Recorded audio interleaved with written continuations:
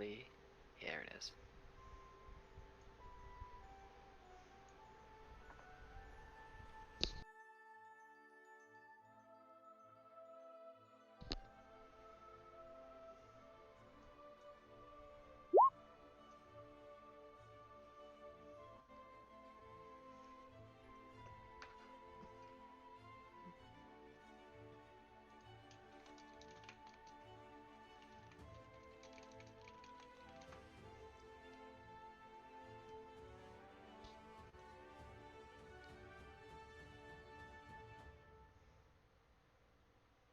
All right.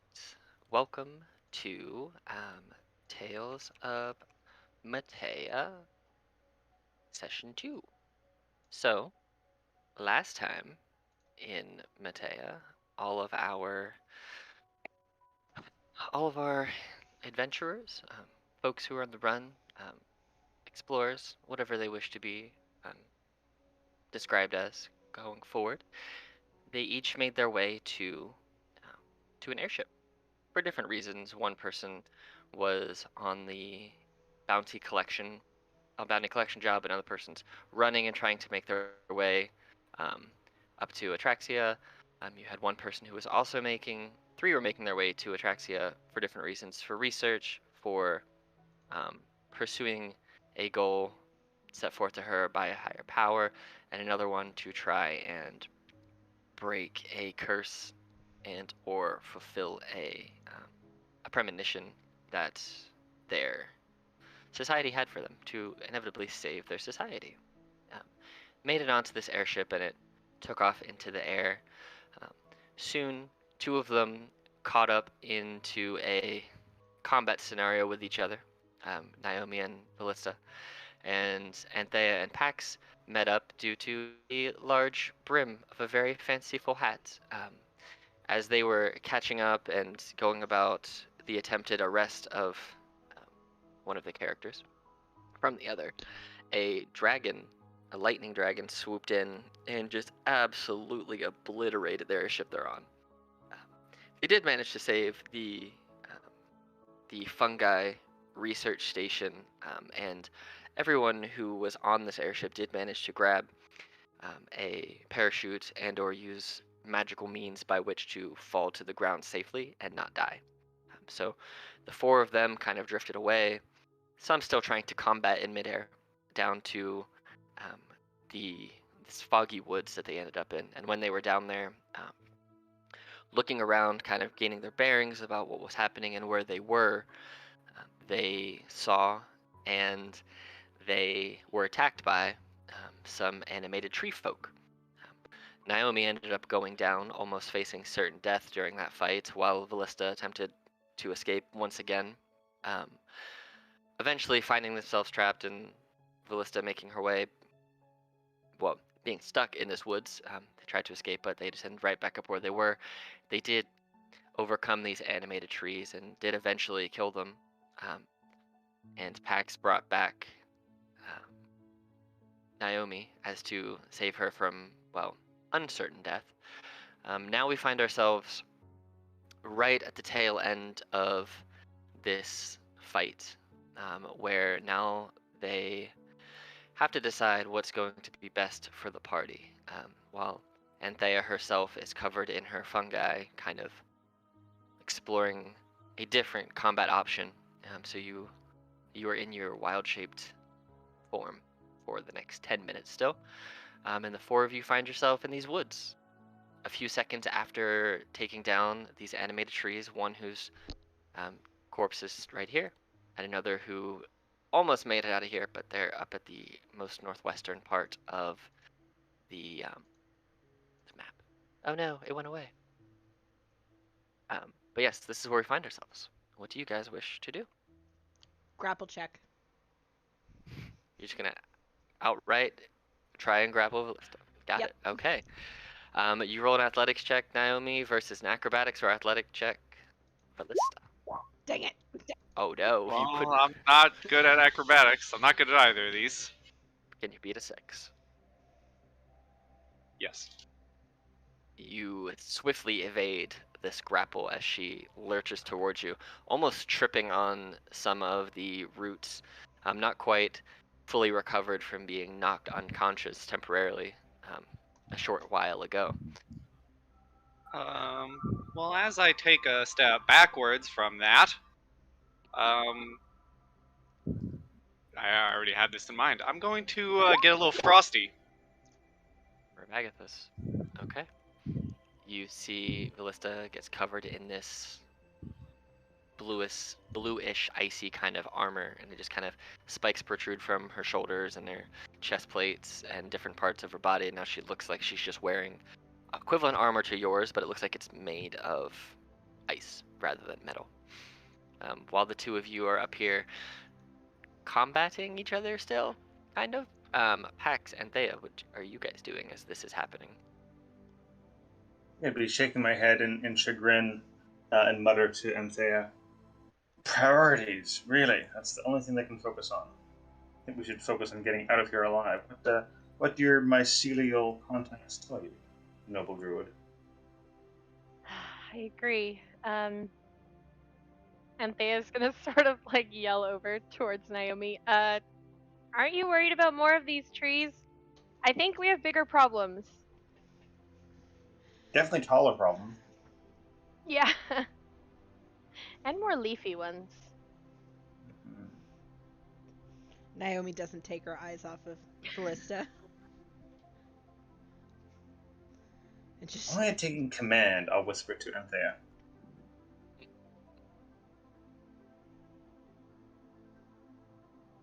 You're casting command, you said? No, I said I'm telling her if only I'd taken it. Dang it, I don't have that spell. Not that would work, or not that I would necessarily try.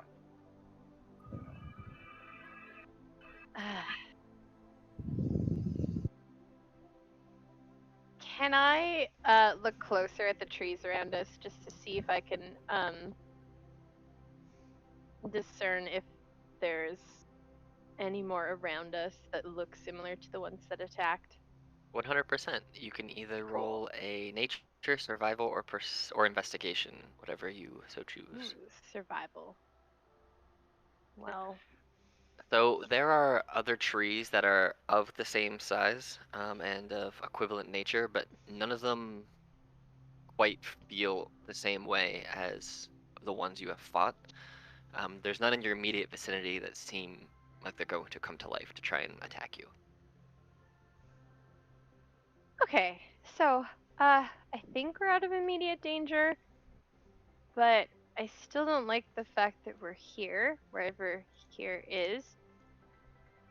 Didn't they say they'd be back? Didn't we overhear them say that they're just going to come back and destroy us? Oh yeah, the trees were not happy. So No. definitely don't want to stay here. Here is their place and domain, and yeah.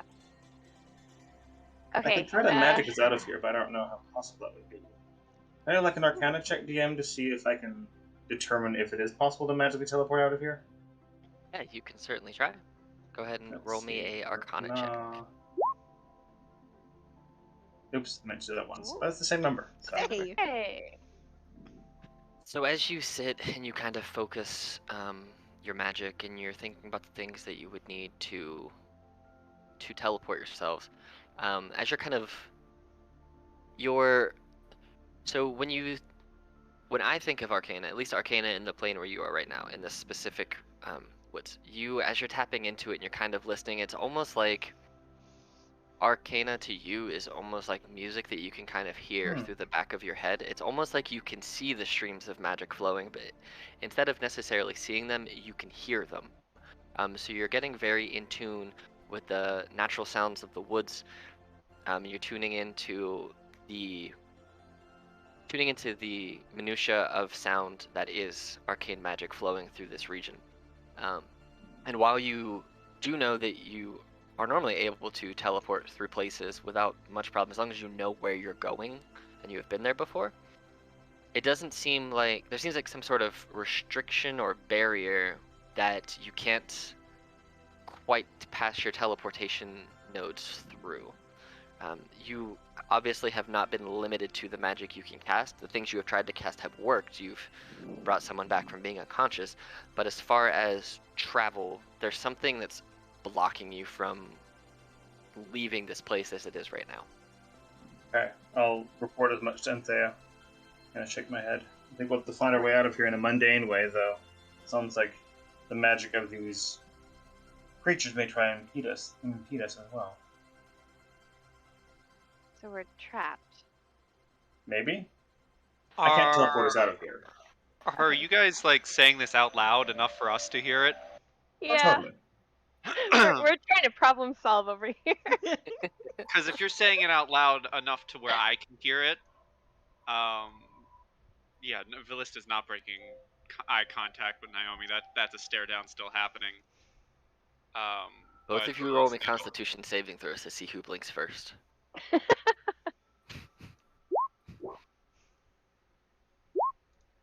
In your face. Ballista, you Fine. blink. You're staring, but you blink. I am going to pipe up at the sounds of we are stuck here and teleportation can't get us out, and I will kind of, I will say,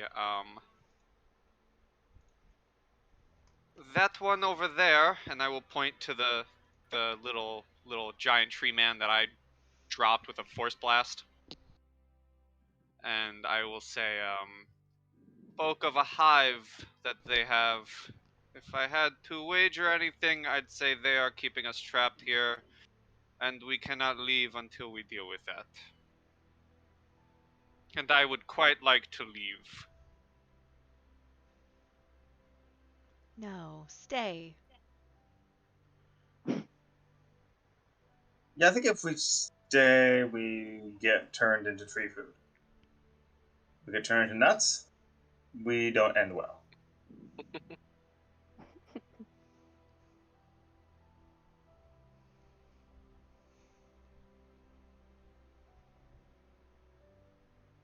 So, as much as I don't want to work with a rabid dog of the king, we may have to deal with this hive.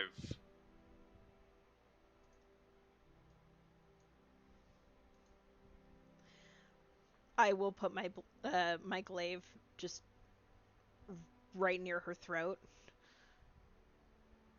Say, Yeah.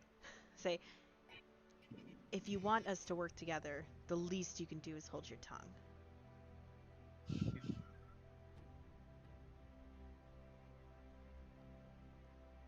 Philista just kind of chuckles to herself.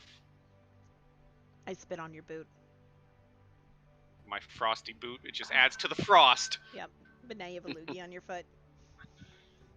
And it's frozen. I got an Traitor. icicle growing out of my foot. Traitor. Call me what you want. Traitor. Not like I haven't heard it before from other hunters. Oh, I'll be the last you ever hear it from. We'll see about that. Love to see you try.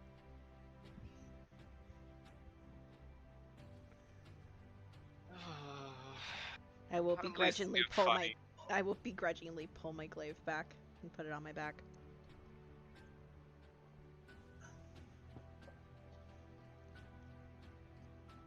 As much as it pains me to go looking for a fight, I don't suppose we have any other options at this point. Were there any other survivors that landed near us? Go ahead and roll a history check. Or...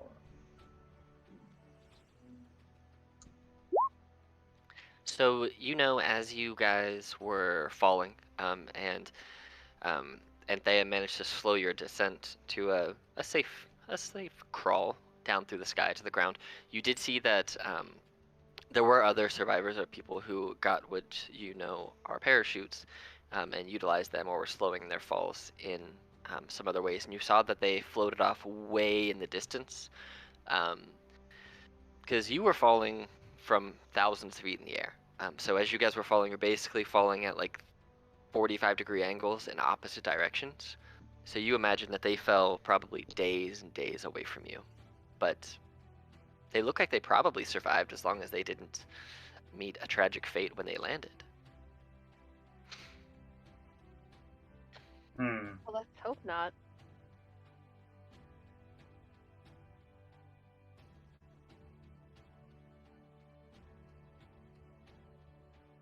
What would you guys like to do?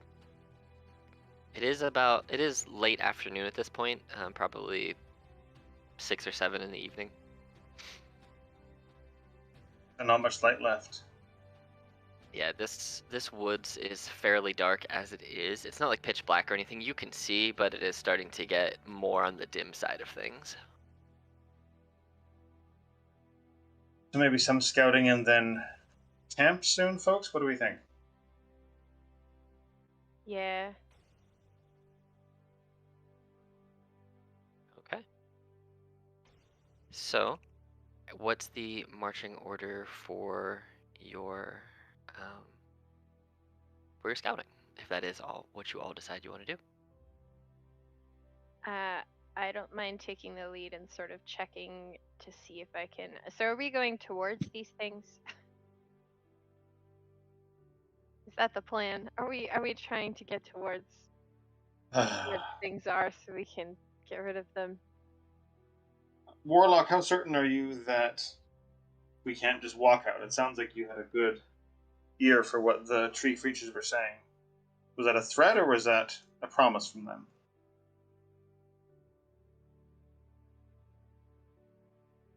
So, considering they did not listen to your attempts at talk, a promise.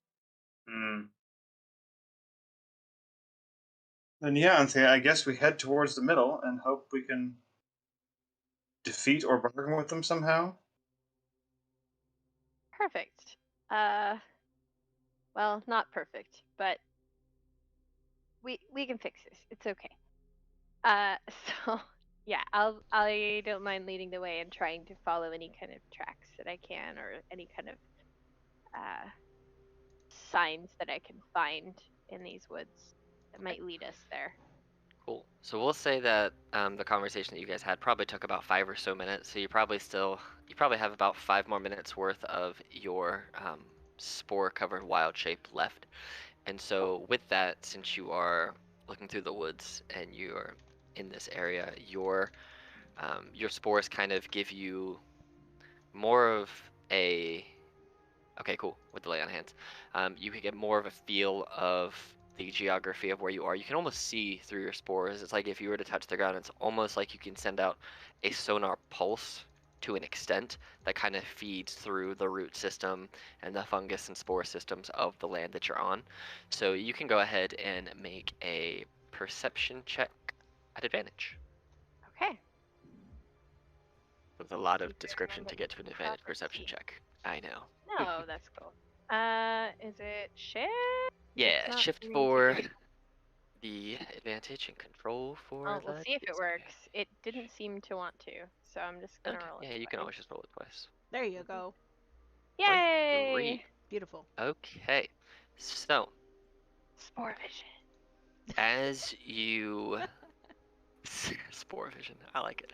As you spend the next few minutes kind of focusing on where you need to go, as you kind of follow your spores and the traces that they make, you see that going this way seems to like loop you back around, and you end up on the backside of Valesta and Naomi.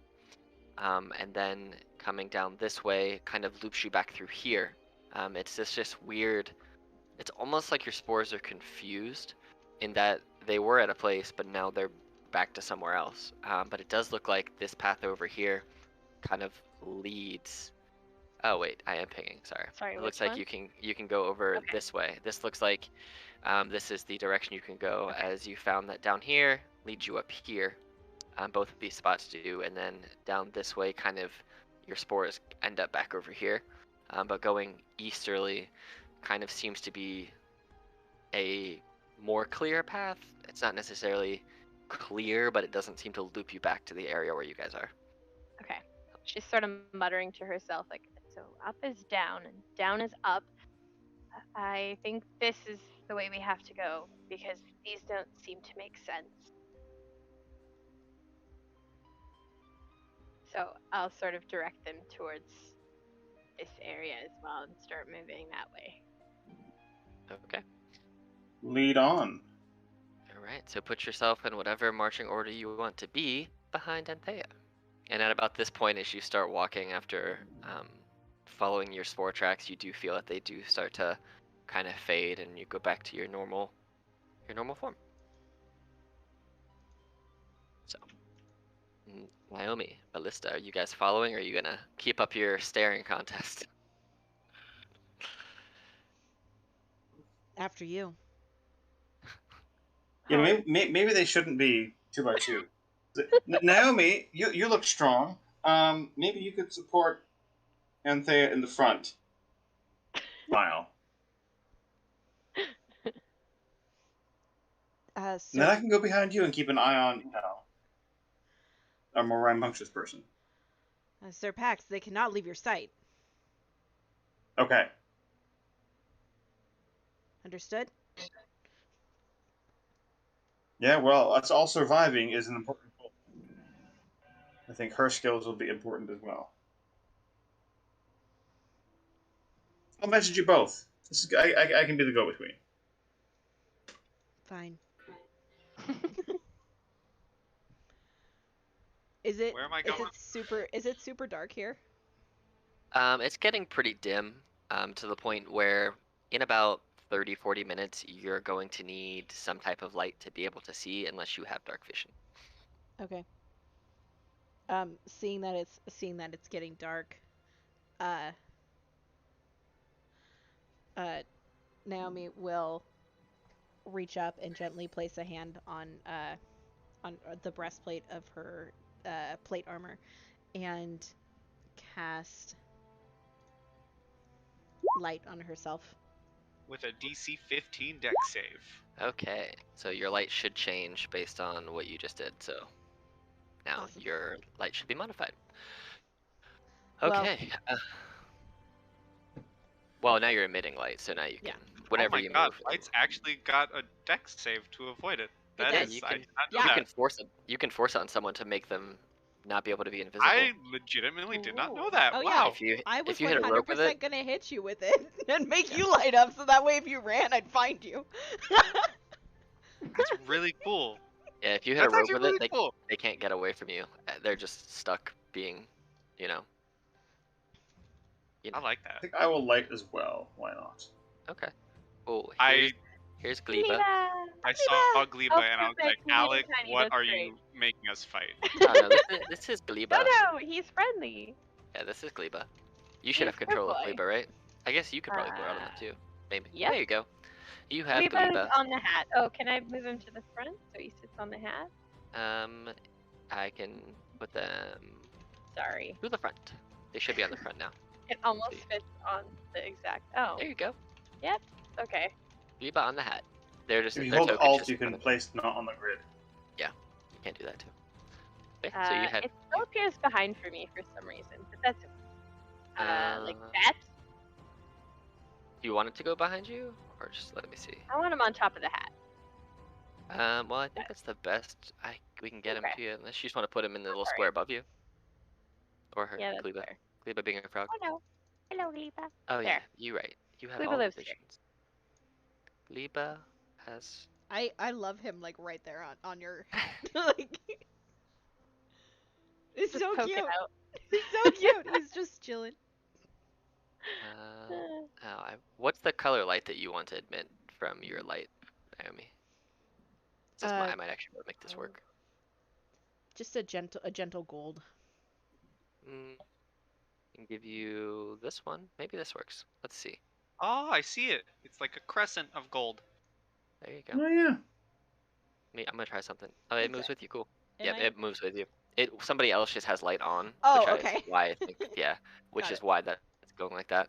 Are you also cast light on yourself, Pax? I recall. Yeah. Did you want a specific color? Gold. 2 gold. Or yellow. All right. Yellow. All right. Yellow. Cool. There you go. Now your Ooh. lights are, I Oh, think. this is darkness, because Oh yeah, Ballista that's right. casted darkness and then Naomi casted Ha! daylight to Oh, be Yeah, like, that's yeah. right. nope. That's I that's Careful. right. I gotta ask, PAX East or PAX West? Nah. Pack South. That's where I went multiple times. Pack South. You know it. All right. I don't know where those tokens are on the map. They're gone somewhere. Anyway, you can see everything you should be able to see. So cool. All right. So you guys spend the next. How long do you guys want to walk before you set up camp? Since it is starting to get towards night. Probably until dark, maybe not longer. Like, I don't think we should really that far into the night, right? I agree. Yeah. Cool. So you guys spend about 2 hours walking, and it's starting to get pretty dark. And we'll just keep you on this map, but we'll say that you guys end up like, I don't know, over here. A nice safe camping spot. Ooh, that's really bright orange. Yay. I like it. But as you guys get there, and if you want to set up camp, you can with a campfire. The campfire light is Oh. going to emit over your guys' though. So, map, I think. Let me put this in token layer. Hey, no big deal. Yeah, so basically it emits some light too. Oh no, it doesn't. I broke it. I broke my own token. Good job. Oh no. There we go. Now it should work. Haha! Look at all this light you guys have. Alright, so you guys set up camp for the night. You set up a safe forest fire to not set the forest ablaze. Forest fire? A We safe set one. a Got a for- bucket we nearby, set you know. a forest fire. It's okay, I Not- keep free water. Okay. So you guys can set up camp for the night. How do you wish to set up watches, if at all, or what is your method by which taking your long rest? Do you have bedrolls, tents, magical means to sleep in? What you guys doing? Well, I know who I want to take my watch. And if I have 10 minutes uninterrupted, Mhm.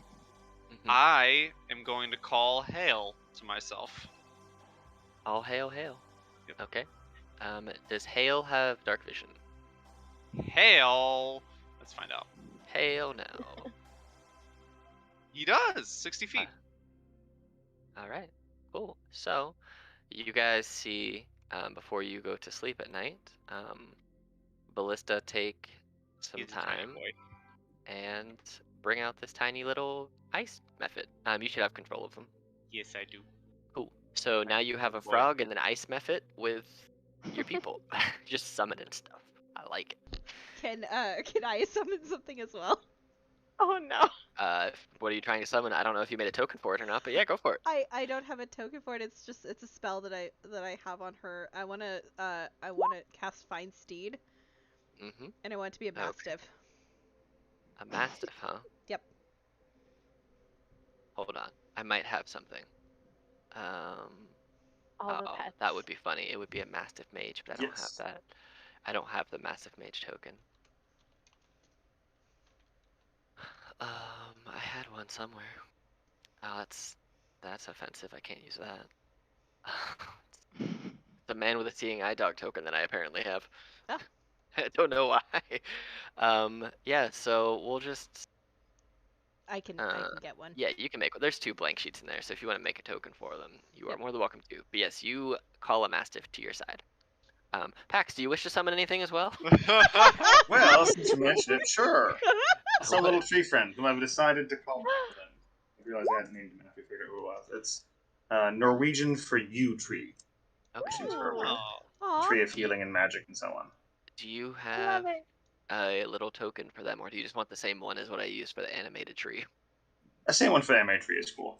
Okay, cool. So I I'll had just not do this prepped then. one, so I will you're look fine. for one for future. But for now, That's cool. I will just add Yeah. it into your thing.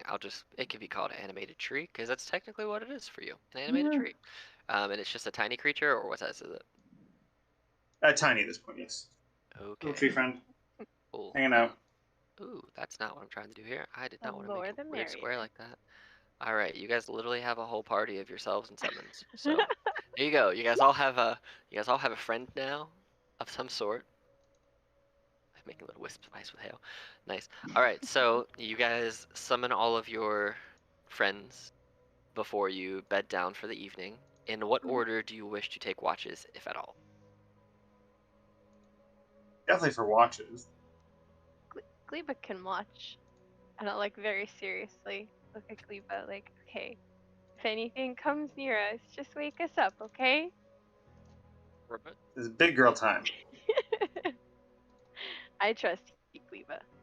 Gleba like spits her tongue right at the side of your face, like to give you a peck on the cheek, but with her tongue.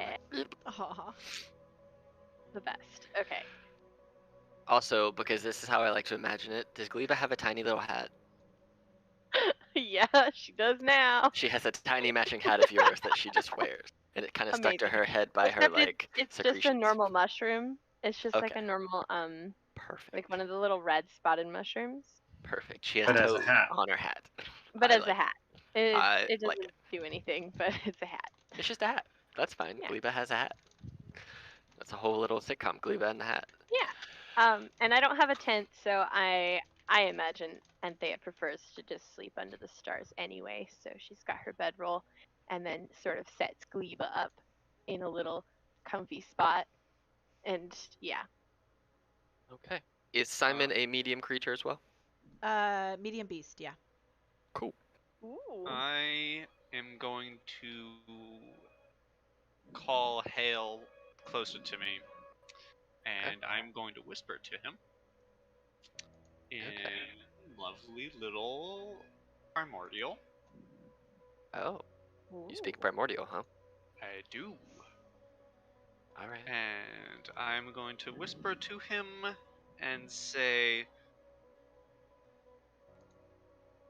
"Take to the trees, watch over me while I rest.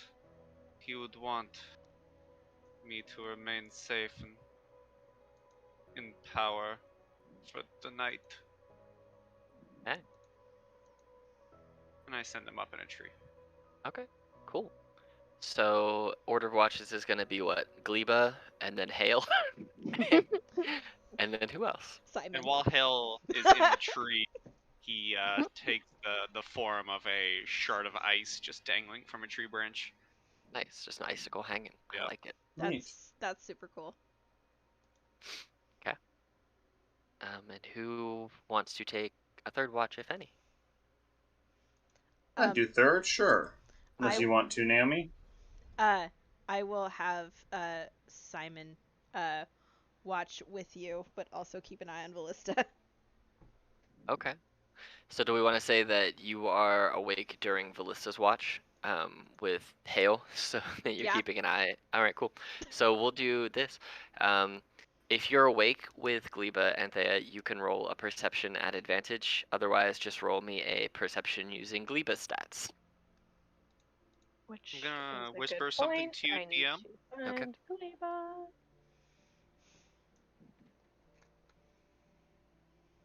I have not linked any of Oh my your god, it even summons shows the HPs. token. It does, right? That's so There cute. you go. That's amazing, Alex. So with a 15, Gleba kind of hops around through for like a few hours, and none of you necessarily sleep deep here because you've never been here before, and you almost died. So you're kind of like on that like twilight between sleeping and being awake. So you can all kind of hear Gleba initially, and all you hear is ribbit, hop, ribbit, ribbit, ribbit, and then kind of Oh. you hear like a distance ribbit from over here, and then you hear as Gleba spends a little bit of their time just eating dragonflies and other bugs, just making dinner for themselves. Then Gleba hops back and just resettles into your hat and doesn't seem to wake you up for anything. So Gleba's watch goes by unperturbed. Okay, so Hale does what you have commanded Hale to do. So as you are there, you kind of, Naomi and Ballista, as you guys kind of wake up, Naomi, you see this fog cloud kind of emanate around all of you, and it seems to be, it's like this, like as a snowstorm is starting to roll in, and you see like the frosty fog kind of appear. this frosted fog just kind of appears around all of you, almost putting out your fire. It does dampen it a little bit, but the fog cloud spell does kind of appear around all of you. And if Hale is the one doing the perception check, you can roll Wait, me. hold on. Read that message again. Specifically the ending. Oh yeah, it works. So go ahead and roll me a perception check. Okay, because I definitely don't want that happening just for no reason. Hail. 13. So, the fog cloud starts to appear, and then Hale's like, "Oh," he just kind of sucks it back in, as they realize that they weren't necessarily, just because there are other people around doesn't necessarily mean trouble is afoot. And as there doesn't seem to be any violence towards Hale's summoner, Hale kind of relaxes a little bit, and the fog cloud kind of dissipates. But Hale's watch goes by without really anything. They hear some movement and some noises off in the distance, but nothing that is sparking any real interest of danger or any real threat. So, third perception check, please.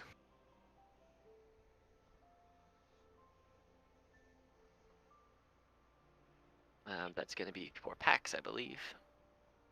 Right. We do great perception. Can Nice. Fantastic. can Simon offer assistance Yep. since he is staying Yep. up? Yeah, you can get Yay. advantage on your perception Pass. from Simon. I'll feed Simon some treats, a little jerky or whatnot. All right. In recognition of his help. Uh, Although I'm too so- distracted petting Simon, and really neither of us are paying attention, but just, pass these bitches. So as you are, it kind of works that you summoned a baby tree, because as you're feeding Simon, Barland kind of alerts you a little bit, in the way that something's near, but it doesn't seem that they are drastically concerned for safety. But as Barland kind of uses their roots to reach up and kind of grab your leg hair, since they're smaller than you, and kind of pull on your leg to grab your attention away from Simon, you see slowly moving through the woods is another tree. This one, compared to the other two, seems to have like a more relaxed aura about them, almost like they're just kind of wandering. They see the light emanating from your fire, and they do seem to be walking this way, but they don't seem to be walking this way in any type of aggressive manner. It's almost more of a curiosity as to what's over in this direction. And you do see it, so you can respond however you wish, if you wish to respond. I think I would either, I don't know if I can telepathically communicate with Barland or whatnot, but I would bid him to rouse the others. Now I'd kind of step forward and wave, kind of the slow palm extended. Going for greeting is not saying anything yet, but kind of just making my presence known and raising my hand, so it's clear I don't have a weapon in my hand. Okay. Yeah, as you reach out, weaponless, with your hand out, you see the tree kind of stops for a moment, and kind of extends their roots out to you. So they move up a little bit more, but they kind of extend their roots, and the roots almost form a shape of a hand, or reach towards you, but it only reaches to this side of the fire, as they don't wish to stick their tree hand through a fire. Right. I'll come step in front of the fire and say a greeting in Sylvan. You see that the knot holes in the tree where their eyes are seem to get a little wide, as they are surprised at the fact that you can speak a language that they understand. And as you greet them, you just hear what sounds like the swaying of tree branches in the wind, almost like that creaking and that groaning. And you see that they're kind of nodding their head in like a slight head bow down to you and back up. But they don't seem to be able to speak back to you. They seem to respond in almost a anatomical kind of way. Okay. I'll say we are here by happenstance and do not mean to trespass. It was an accident, and we want to leave as fast as possible. Can you show us the way out? The tree kind of, all of you guys are waking up at this point, and you see this huge tree that Pax is communicating with, and it doesn't seem to have any type of open aggression towards Pax in deference to what you guys experienced when you first landed in these woods. So as this tree kind of pulls back its hand that it had shaped, its roots that it had shaped into a hand upon greeting you, it kind of takes his hand and like raises its roots up into the air, and then with what look to be root extended fingers, kind of points way off into the distance this way, as kind of just a direction, just kind of as if Which direction was it, Alex? over here, over to the east. East. Basically, Okay, I didn't yeah. see the paint. East. Yeah, yeah. Got it. Yep, so it just kind of points over that way, and then makes like a groaning, nodding sound. Kind of, that's the direction that you need to follow. But it doesn't verbally communicate this to you in any way.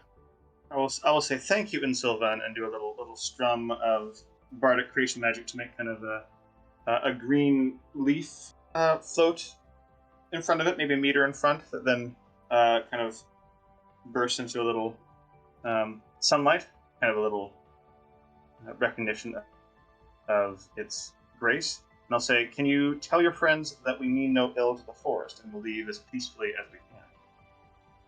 It nods, and it starts to, as you say this, as if you're going to be leaving, it kind of turns. Oh, hey, it was already looking the right way before. It's going to turn and start to walk away. And it's slowly, you see the roots, as it's walking, it just rips dirt up underneath the roots. And it's almost like it's tilling this forest land as it walks through. And this is how it and its people may provide for the regrowth of this forest that keeps it alive for so long as they are just the protectors and the tillers of this wood. And as it makes its way, you just kind of see it disappear up into the trees, and it kind of molds with them. They separate, it goes, molds and disappears into the shadows of the trees. And you still do hear the creaking and crunching of like tree branches moving and being bent and plants being bent and stepped on and broken, but that fades after a minute or two as it just kind of permeates its way into the dark wood. So, my friends, did you see that? You all did see this, yes. Have we gotten a rest? Sorry, I was muted. You're good. You guys have slept for about 6 hours, so you haven't finished your rest yet. Okay.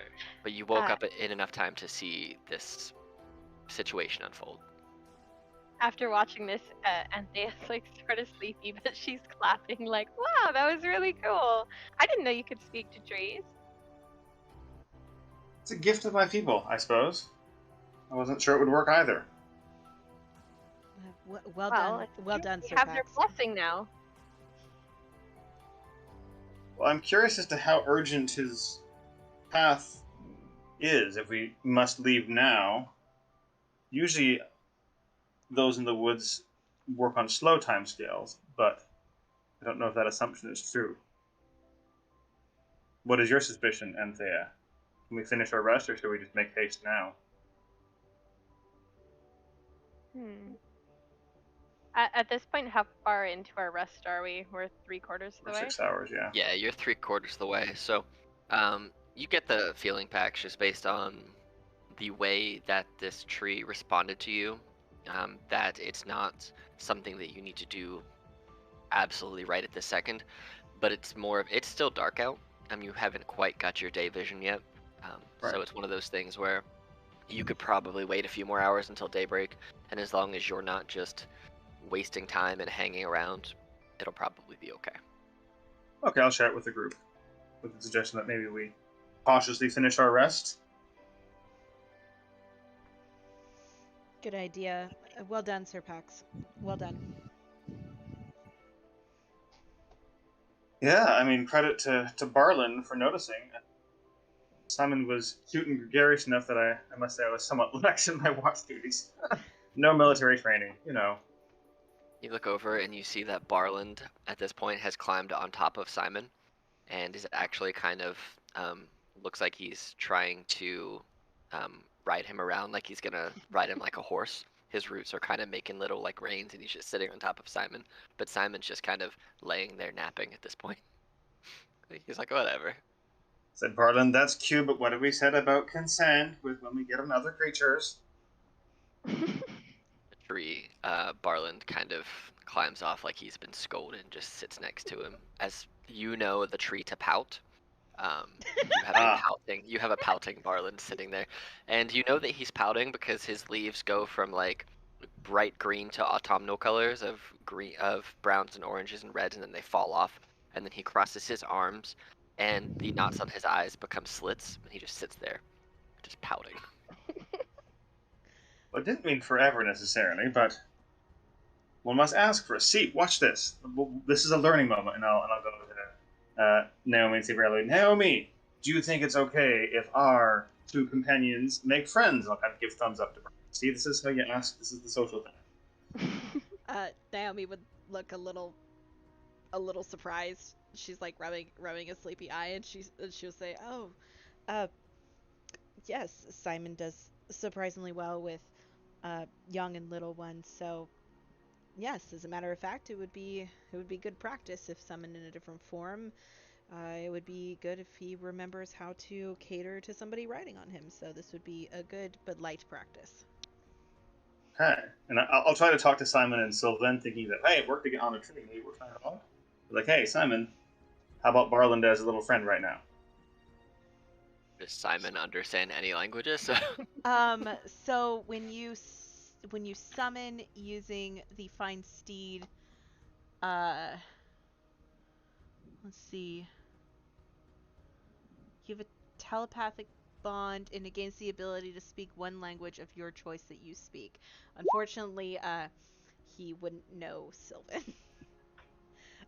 As you're speaking a different language and you look at Naomi kind of confused, she'll stand up and like slowly stretch. And she goes, "Oh, he speaks common right now. You can talk to him in common."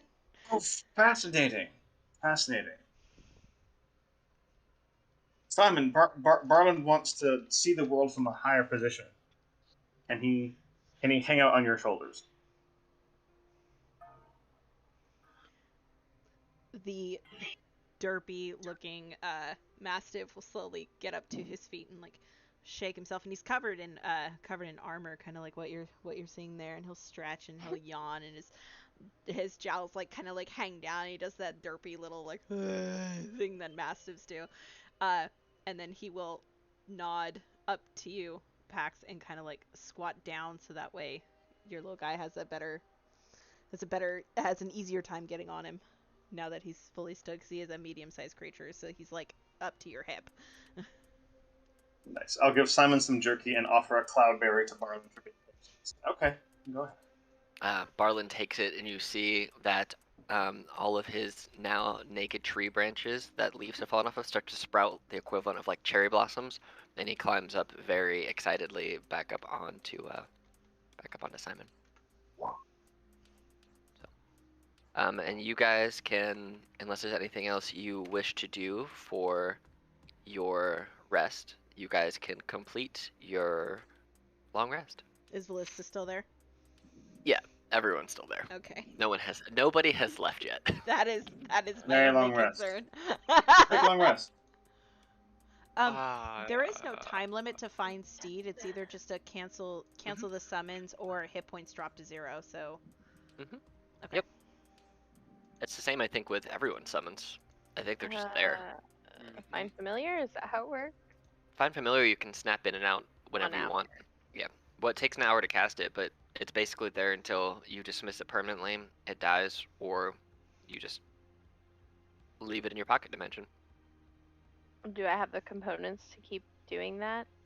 We'll say, yeah, you have, because the components aren't that much. It's just 10 gold worth of stuff. They're basically herbs and incense.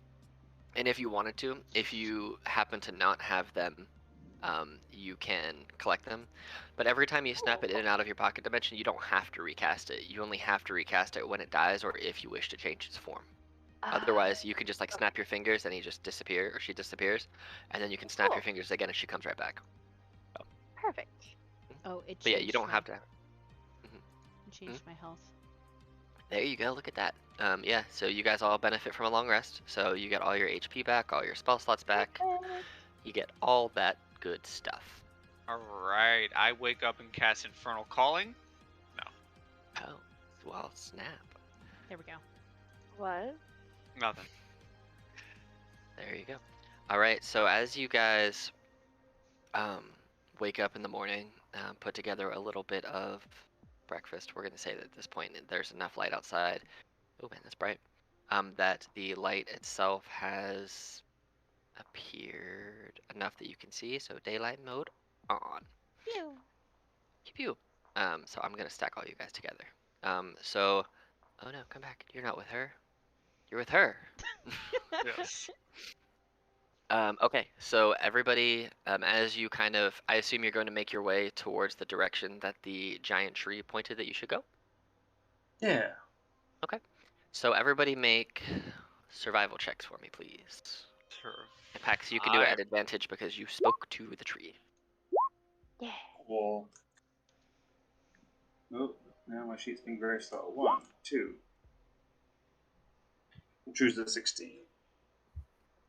Okay, so with the 15, 16, and definitely the 22, you guys start to make your way to the east, and as you follow this path that the animated tree pointed you guys on, you're on this path for quite a few hours. It's not necessarily short. What is the marching order you guys maintain? Maybe the same as yesterday? Okay. What do you think?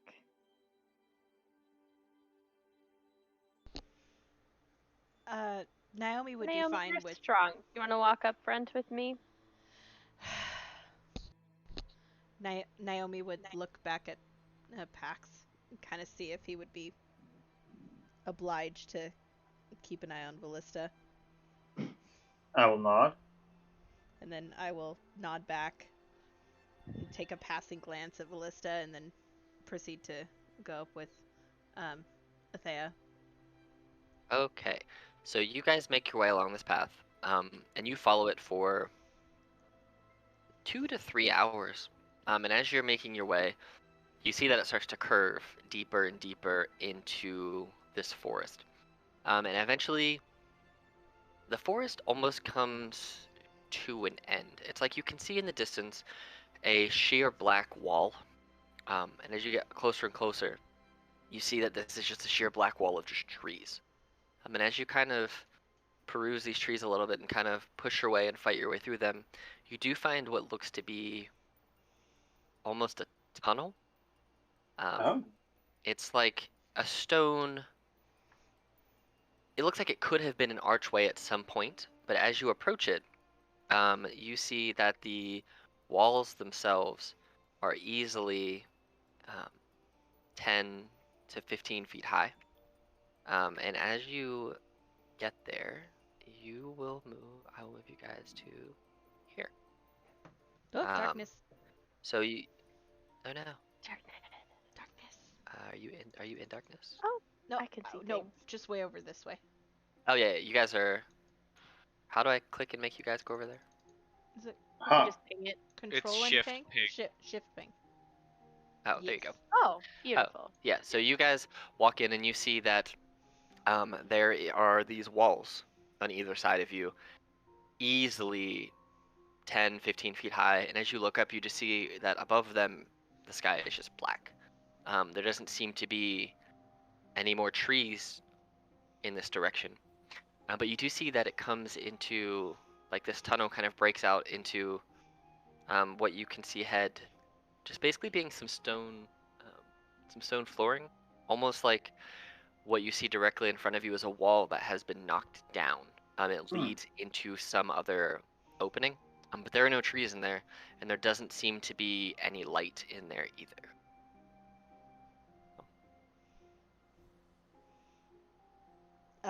I will whistle, just a very soft whistle back to Simon, and pull him in front of me. Doop. Okay. Does Simon have dark vision?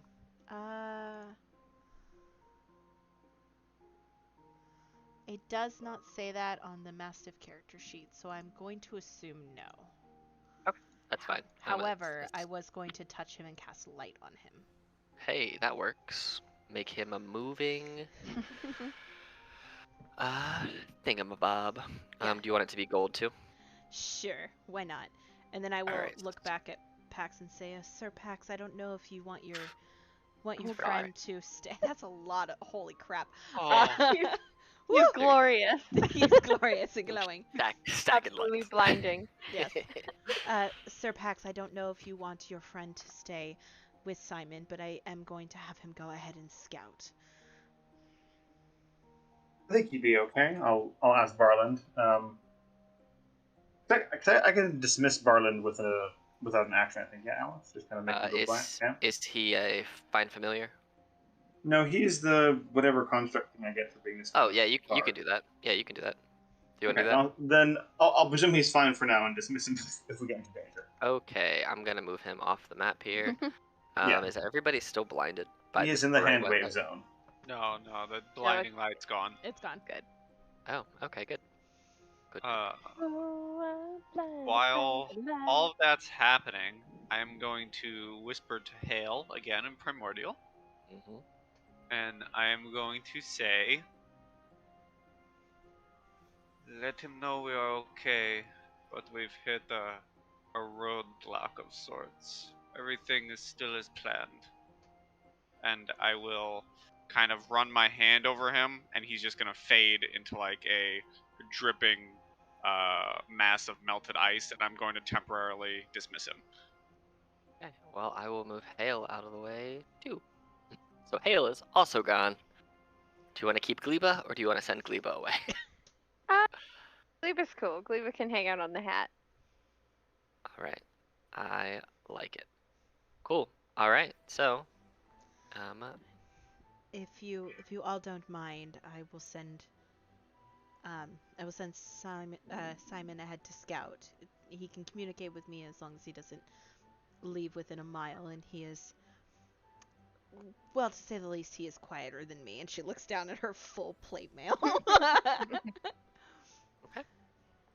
So the squares on this map are not accurate to map size, so there's no actual grid on this map. So wherever you want to go, it'll just basically be one of those standard like measurement things. You see how it's kind of off a little bit. Okay. It'll just be, we'll just guesstimate it because these squares are not 5 feet each. They're really like a foot, maybe. Okay. So I have up to a mile's worth of communication with my steed. Okay. Before I lose telepathy, so it is full telepathy. Cool.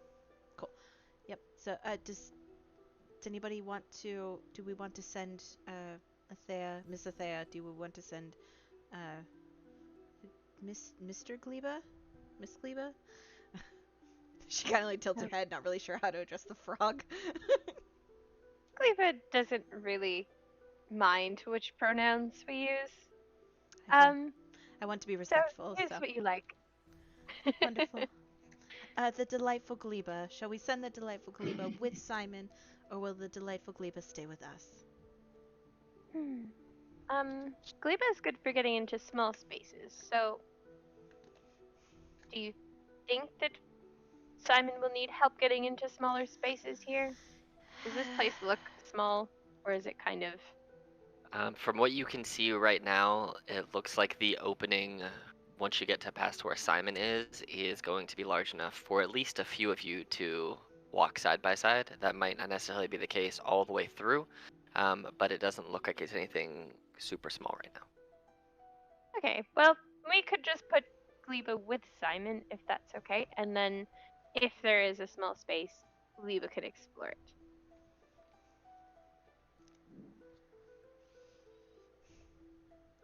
Oh no, I think Simon's in the front too. Go to the back.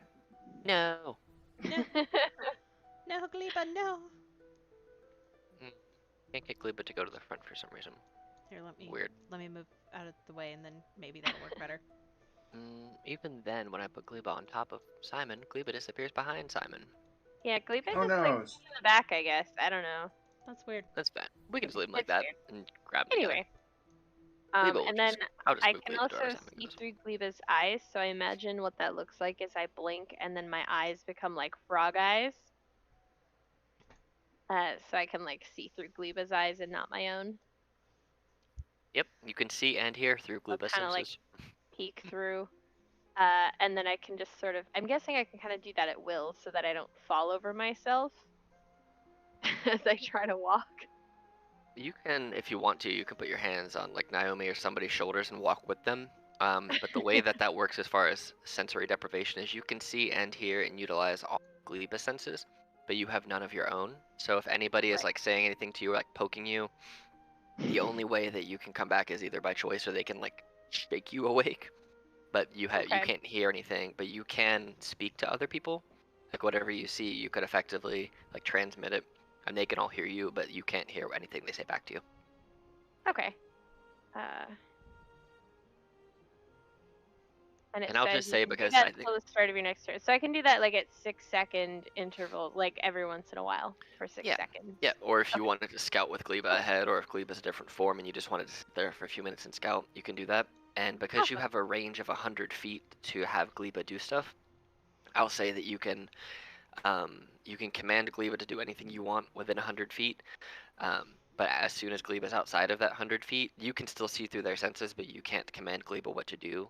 So if Gleba was a bird, for example, and you said, hey, go check out this thing that I know is 5 miles this way, you can tell Mhm. Gleba to do that, and then once they're there, you can look through Gleba's senses, and then once they see what they're trying to do, they'll just come back, unless Okay. they get killed or something. But you can't command them to do anything after that 100 feet radius is passed. Okay. Cool. Okay. So what would you guys like to do? Scouting mission. Okay. Yes. All right, so you're gonna send Simon ahead into the dark as a light with Gleba on top. So basically, you're stacking Simon as your light source and Anthea looking through Gleba's eyes on top of Simon. Yes. Perfect. Okay, so Can I roll You stealth ca- for Simon? yeah, sure. 5. Oh my god. So you hear Simon go just like He jangling fell. through with the metal. He fell and he stumbles into a rock. And I don't know if you guys can see. Yeah, so it's tech. So I'll have to describe what you guys see. So how far do you want to send them? Let me ask you this. How far do you want Simon to go? It looks like there's a bend around here that I can see. I would basically have him peek around the bend and take Gleba, who's probably like, I'd imagine like Gleba's like sitting on his head, so every which way his head moves, like Gleba moves with him. So and it kind of gives Athea a view as well. So he's leading All right. with his head. Cool. So as you get to that, you see that there is a large opening with some destroyed rock. There are some walls around. It looks like the edge of this place seems to be walled off higher than Gleba can see. And it looks like there are a few different turns that you can take, almost like this place is like maze-like. So it's all seems to be made of like older, naturally worked stone. And as you're looking through Gleba's eyes, Anthea, you notice that there are different writings on the walls, just kind of carved in, sporadically placed. Some of them aren't readable at all, just by the age of them, and some of them look like they are in different languages. But you definitely see the different carvings on the walls from Gleba's perspective. Okay. Are any of them in languages I know, like Common, Druidic, Elvish, or Sylvan? So you get bits and pieces. You see more in Druidic. There seems to be like a mini history, at least what you can make out, of the tree people who are here. Um, Ooh. and that it says that they've been here for, well, as long as the sun has been rising. These tree people have been here. And there are some pictograms, which you kind of look at and you decipher, and they seem to be almost like a smaller tree sapling, what it would be equivalent to like a teenage animated tree folk, um, passing into this what looks like a circular puzzle box, and moving through it almost maze-like, trying to get to something in the middle. And as you kind of look what it is supposed to be in the middle, you can't quite make out. The language is kind of faded and worn and just destroyed through natural means. It's just been here a very, very long time. And you can't quite make out what it should have been. That's what you get so far. Okay. So I'm relaying this as I'm trying to decipher it. So, Mhm. well, I guess after I remove myself from Gleba's senses, I can speak properly. Yeah. You're basically like yelling as these things come out. You're just like yelling out what you see without, you can't hear I hear yourself, so you have myself. no volume control of how you're saying these things. So you're either whispering or you're yelling. It's just kind of coming out. So. Yeah. Yeah, that's fair. I'm saying it a little too loud. hmm While this is being described, what are the other three of you doing?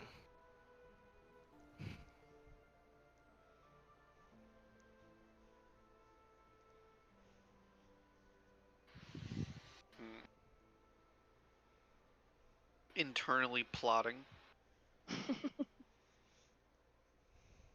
Fair. Let's see. It's unclear how dangerous or not this area is. Probably just gonna wait for Anthea and Viva to report in. Could help in this space. Okay.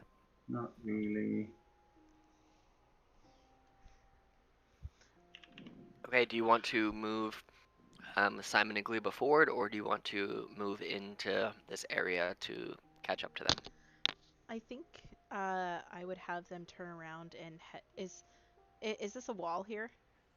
Or is this That is a wall there, yeah. So okay? So this is the only basically, I'll direction move you that up they to can what? go. Yeah, I'll move you guys here, so you basically would have been able to see all of that right now. Basically, what is being described is what you guys can see for right now. Okay. So. Yeah, I will send Simon in further, so he'll go this way. Okay. And I can see through Simon. Yeah. So Simon will venture down this hallway here. Okay.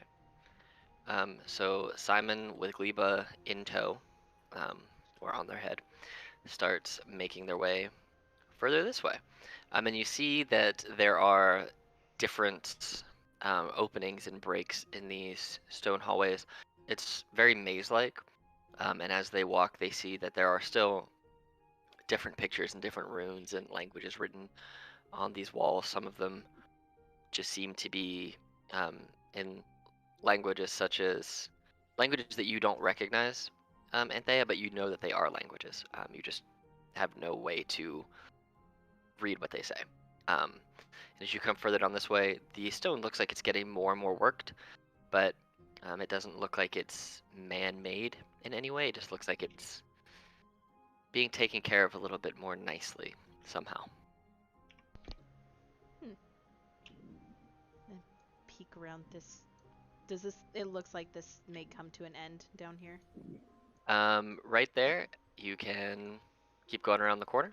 Yeah. There, yep. So you go around the corner and to see that the history. That's funny. So yeah, as you make your way down this way, you see Simon comes to what seems to be a dead end in this hallway. So, and then back to this way. It just seems like that hallway led to a dead end. Gleba's in the dark. Oh, there. I got it. Come along, Oh. Gleba. There you go. We're venturing You further. Okay, so you guys are just continuously adventuring with Gleba and Simon into this maze. Adventures of Gleba, Simon, and They're Gleba. gonna have a great time, and we'll find out about it later. I'm not even kidding. There could be a spin-off couple sessions of just the summons doing their stuff, and I would happily run that. It would be canon too. That would be What- adorable. We're what all do they napping. do when they're not on the planes? What do they do? They're their own planes. They're all actually Yeah. best friends in the other Ooh. planes. Right. hmm It's like the staff room banter. Oh my god. Yeah. They're all around a So- water cooler. Actual water cooler. They're secretly the HR department. So you get here and you see that there are multiple different directions that Simon could go. And what languages do you speak, Anthea? Just common, Sylvan and Druidic Druidic and Elvish. and Elvish. Mhm. Okay. So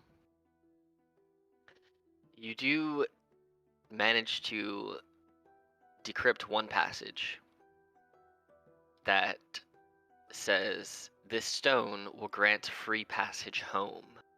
When one becomes 3, the toll is free. Ooh. When 1 becomes 3, the toll is free.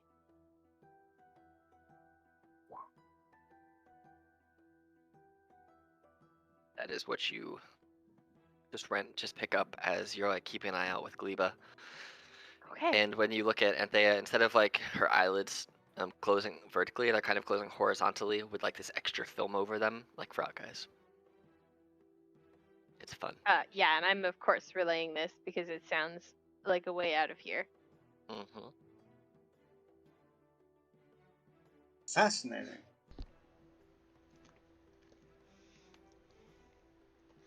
Are you guys just still waiting at the entrance back there, just waiting for Simon and Gleba, or are you going to jump in to explore?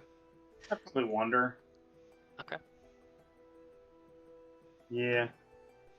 Okay. Practice isn't so good at sitting still. Okay. Just down a little corridor. I'm gonna poke my head around the corner, guys. Yeah. You don't see anything down this way. It just seems like a hallway leading to like a piece of a smaller wall of stone with other turns and whatnot. You can keep moving Simon and Gleba wherever you would like. If you're going to keep adventuring with them. What's this? Do you see that, Gleba? Dared? Steers? Question? As you get to these, you look at these stairs and they seem to go like 10 feet up in the air, but as you look, they don't seem to lead to anything. They just kind of go and then they stop. Simon and Gleba can walk up them and they just get there, and you go from being able to see the walls of this maze to just being in darkness. And as you walk back down the stairs, you're right back where you were. They just seem to be randomly placed stairs that don't really go anywhere. Like they may have had a purpose at some point, but whatever darkness befell this area that you're in seems to be impeding the usage of them in their original manner. Gleba would hear a little whimper of like sadness. And then in Naomi's mind she hears, I thought I found something, but I didn't. I'm sorry. And then she responds back, she's like, It's okay, Simon. You're doing your best and I'm proud of you. He's like, thank you! And then he will continue on. So cute. The more you guys play these side characters, just the more I really want to roll I just think missions I was for trying them. to keep up. As you go further and further He's this scrabbling way, on his head the whole time. Simon and Gleba start to feel like wind picking up. Oh. Oh. Mhm. Naomi hears in her head, it's breezy! There's wind! I'm gonna go check It is. outside! It is very breezy. You can keep walking that way. You just started to feel a big old Oh. a big old breeze. And as you get there, go ahead and roll a stealth check for Simon for me. And this is where they both die. 17! Well, the Okay. spin-off ended really quickly. What is No. there? Am I in the background or like the foreground? Because everything but me and Simon look like it's far away and like What do you mean? everything looks like all the tokens except for Vallista's and Simon's look like they're in the background. Like they look Oh, is it because of the light? If the lights are Maybe. emanating off That of is certain true. tokens. Yeah. So it your makes- so your token is bright because it's yours, and then there's light off of Simon, so Simon's is bright. yeah. also I can control Simon. That's fine. He's just one of the. I haven't taken control away from everyone yet. So as Simon gets there with Gleba, you guys see this. This elemental creature that seems to be just walking back and forth, almost like they are on a patrol.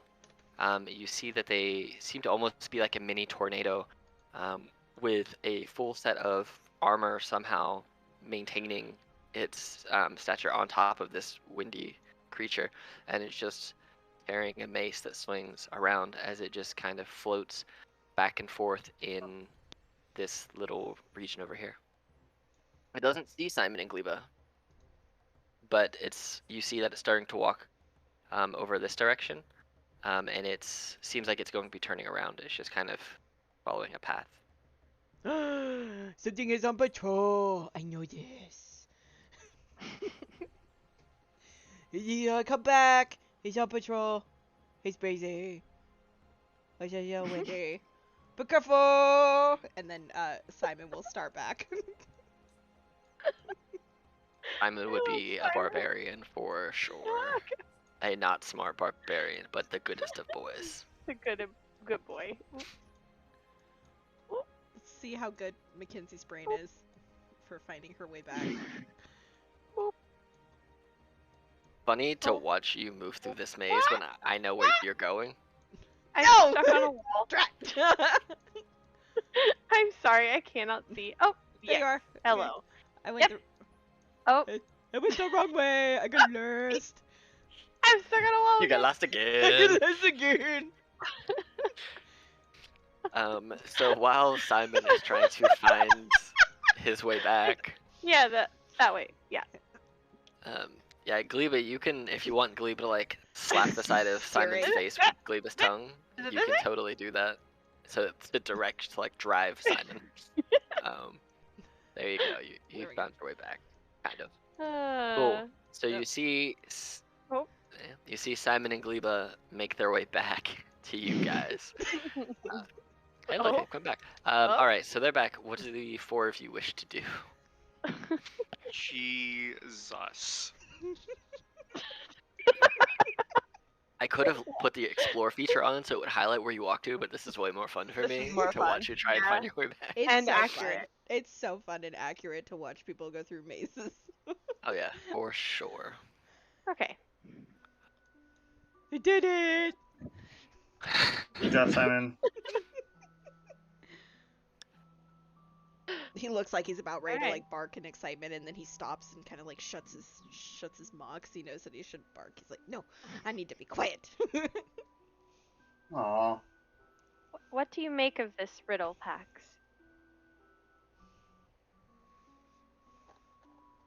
When one becomes three, the toll is free. There's lots of stones, but I'm not sure what the 3 refers to necessarily. Do we see any clues relating to 3 passages, 3 icons, anything already in 3 around this area? Kind of ask to everyone and no one. I was gonna say, not where you are right now. You don't see anything that would fulfill the answer to your question. I guess I'll ask Simon that. Does it say when one becomes three? Not where one becomes three? Hmm. When Nope. So one maybe we have to become wait. three. Maybe there's a time. That's true. Did Simon see anything that was one that could be a set of 3 during their adventures? Roll a history check with advantage with Simon. Okay. That is intelligence or wisdom? intelligence. Oh, this is gonna be fun. You can Yeah. also do the same. You can do the same with Gleba, since Gleba was also there. But you can use your stats since you were looking through Gleba, so you can roll with This- your sorry, history at advantage. History.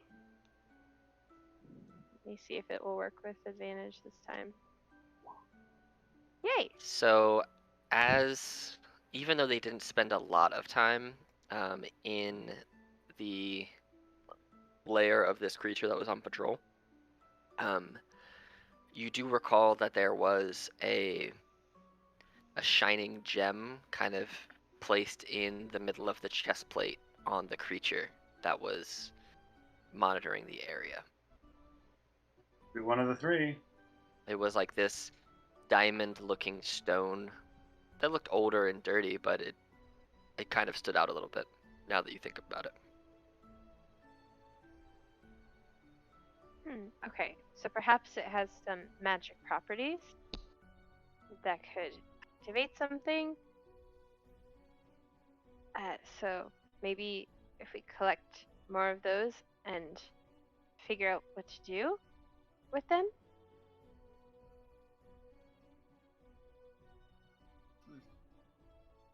That's not a bad idea. There could be other patrollers.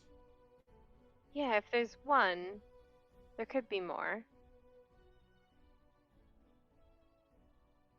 That seems reasonable. Maybe it'll give us a gem in the middle of it if we ask nicely. Yeah, I mean, in the images I saw, the trees were trying to get to it, right? Wasn't You someone saw that trying the to get you it saw to that the the center trees of the maze? were trying to get to somewhere in the middle of this circular puzzled box, which, as you think about how you have moved, how Gleba and Simon have moved through it, through this so far, it's like they were historically they were trying to get to the middle of this maze for something.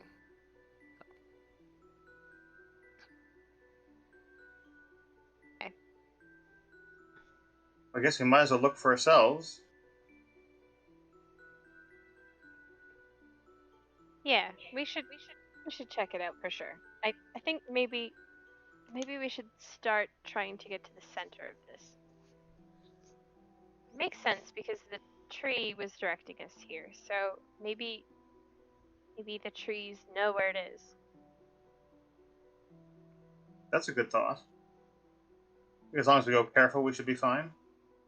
Okay. Right. So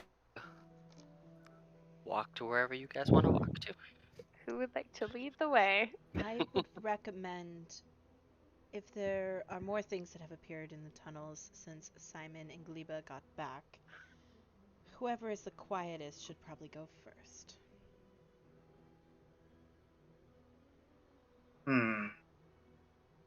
How are you at stealthing, Fair Druid? Oh, okay, but not amazing. Yeah, not terrible. I'm +4 on stealth. I only have a +2. None How of about you this, have. friends? I can You don't greater have a. invisibility and go get a better sense of recon than what we saw from There you go. Ooh. companions. You want to make yourself invisible? Or do it. Okay. So you hit yourself with greater invisibility, and I'm just gonna put the ninja mask on you. Ninja! And I'll just move you down here, and you can move yourself wherever you want to go. You are still, however, emitting light. Ooh. Because while you're invisible, well, anything you're wearing or carrying is invisible. So you can't emit light while being invisible. That's the thing. Because it Oh, would so I'd be muffle. blind, basically. Yeah, you'd be doing this blind. Unless I do have dancing lights if you want lights to follow you and hover around you. But That I might don't kind know of if I could. disturb the stealth aspect of that. Yeah. And this invisibility only lasts for 1 minute, just so you know. The greater. Who? I guess maybe we can break on slightly. Who has dark vision? I didn't think about the lack of sight thing. I'll cast great invisibility on whichever has dark vision and a positive stealth score. This is Cool. not I will me. take it off of you and put you back over here. Yeah. So who wants to be invisible and see in the dark and go sneak through this maze? Anybody? Who has dark vision? Probably the warlock. I could definitely do something that's a lot better than invisibility. What are you I gonna do? bet you're very sneaky. I would prefer it if that one stays visible, thank you. If nobody We're wants to low be on invisible, options. if nobody wants to be invisible, you don't have to cast a spell. So, Could you What's make your idea? I'm just gonna look at Naomi and simply say, this one has seen this before. I can create a double of myself. there I you can go. send them through the maze. That's fancy. You want to create a double of yourself?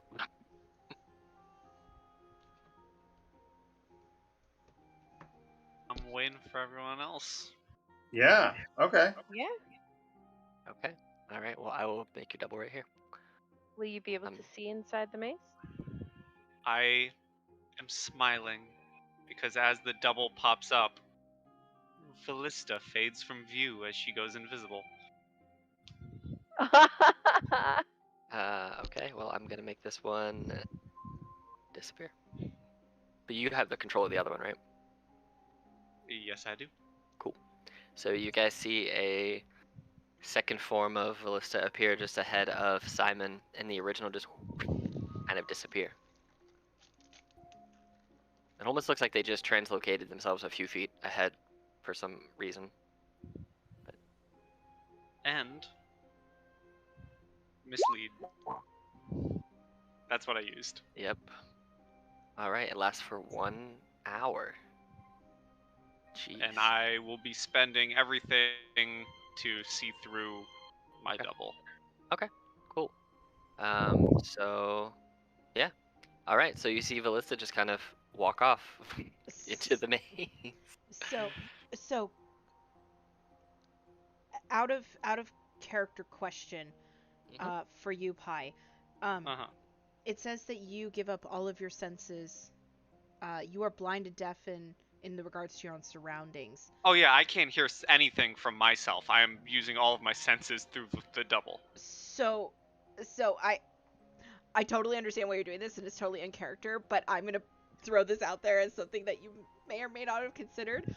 We have no idea where you are now, Yeah. and you're literally standing there. I think that's the point. Mhm. Okay. There you go. It kind of looks like, honestly, like I said, that Ballista just like doubled themselves and appeared in front of Simon, and they're walking. So I like to imagine that it's not like the double appears and then the original fades from existence. I like to imagine they just simultaneously occur. So it's like it's almost like a misty step where they are in a different place, but their original is now poofed, just gone. So it kind of, to me, that's how I envision it happening. So that's how I'm going to continue to believe that spell aesthetically happens. If that's not the case, then Cool. maybe one day I'll know. But that day is not today. I'm just sending my double through the maze. Okay. And you guys can go wherever you want to if you want to explore the maze. You don't have to stay where you are. Or you can stay and wait. It's up to you. Do we want Okay, to? so should we explore or wait? Do we want to follow? If that one's being sneaky, that's our main course of Well, let's- action. Could give them a Ballista. slight lead and then slowly follow. Wait there for a second. Alright. That's a good idea.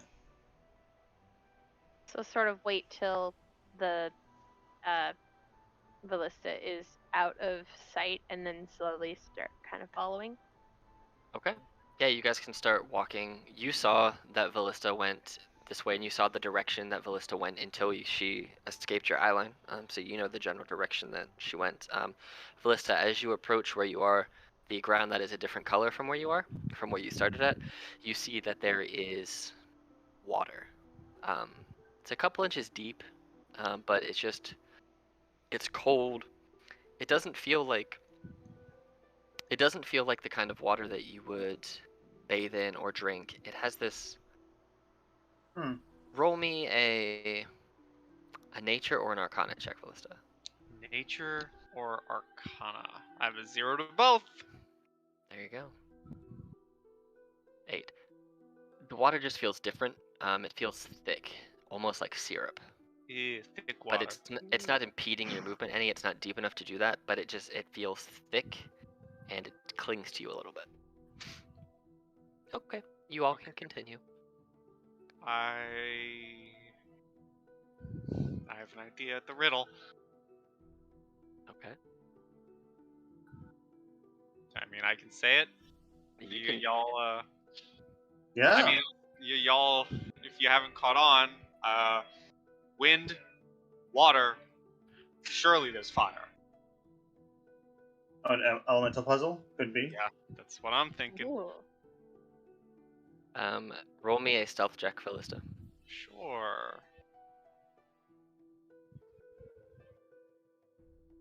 Fine. She's the double. Let me see something here.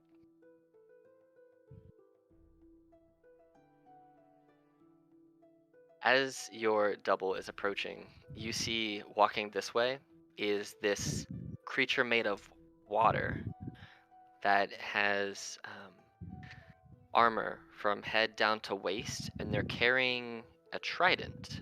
And as your illusion kind of moves, you see this creature, but it doesn't seem to pay attention to you. It doesn't see you, and it just continues its march. And it continues on its route and just kind of seems to be walking around and further away. It doesn't see me or it doesn't pay mind to me? It rolled a 4. Oh, It doesn't see you. okay. It doesn't notice you're there. So That's fun. and you go the way that you're going. Yeah, While Ballista is going down there, are you guys heading want me to anywhere? Are you pause staying or- where you're staying? Yeah, you can pause there for a second. Where are you guys headed?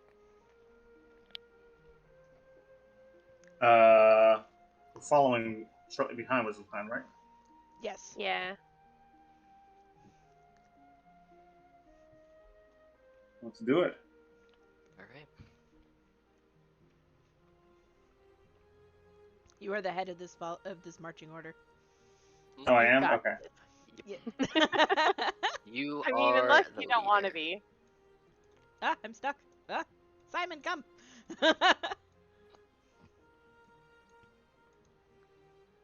now it's gonna be, can you remember the way I went?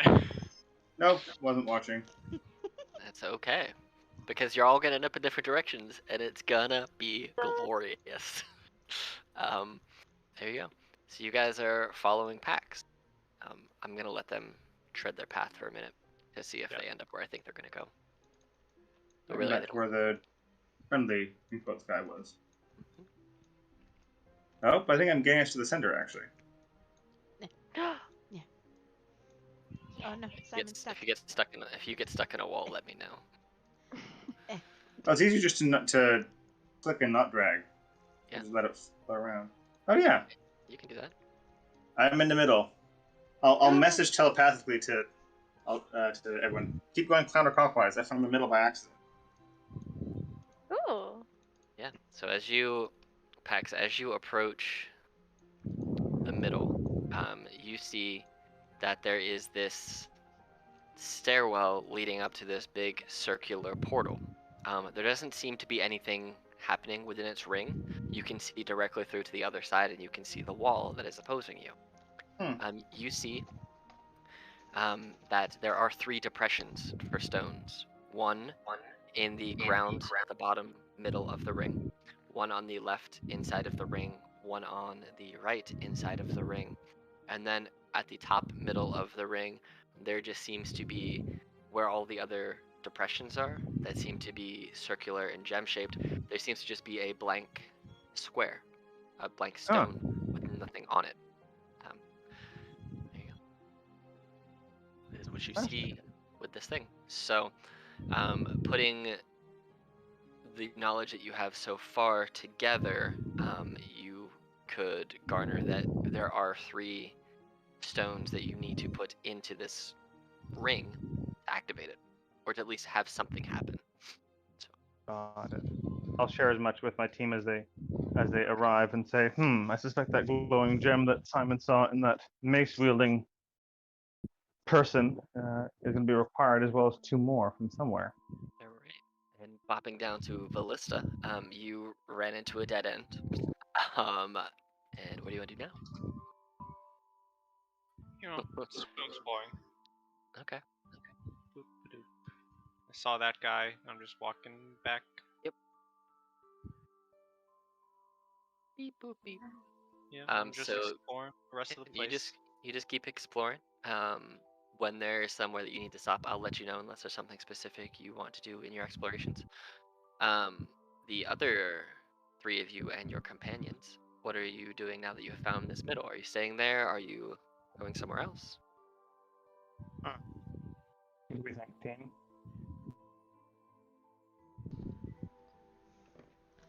Well, we know where one of the crystals are. Maybe best if we head back as a team, collect each crystal that we need, and then depart. Good idea. I'll try to keep in mind of where this particular location was, at least we can get back here. All right. And Ballista, Yeah. as you come to this opening, go ahead and roll me another stealth check, please. I wasn't gonna go down this path. I'm glad I second guessed myself. Stealth, not survival, please. Oh, whoops. Thought I clicked stealth.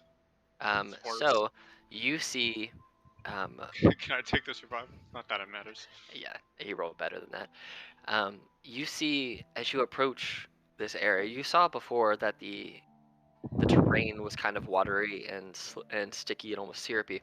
You see now, as you get towards the end of this tunnel, that the ground is much more earthy and rocky, and you see in the rocky terrain across from you, there seems to be some sort of creature made of rock that is eating other rocks. And as you look at it a little bit closer, as it's starting to realize that you're there, you see that there is this this golden yellow hue of a rock from its chest, just kind of emitting some light, and it sees your double, and it kind of looks at you confused for a second, and you see that it grabs its maul from its side and it starts to move towards you. Slowly, but surely this earthen creature is moving towards you.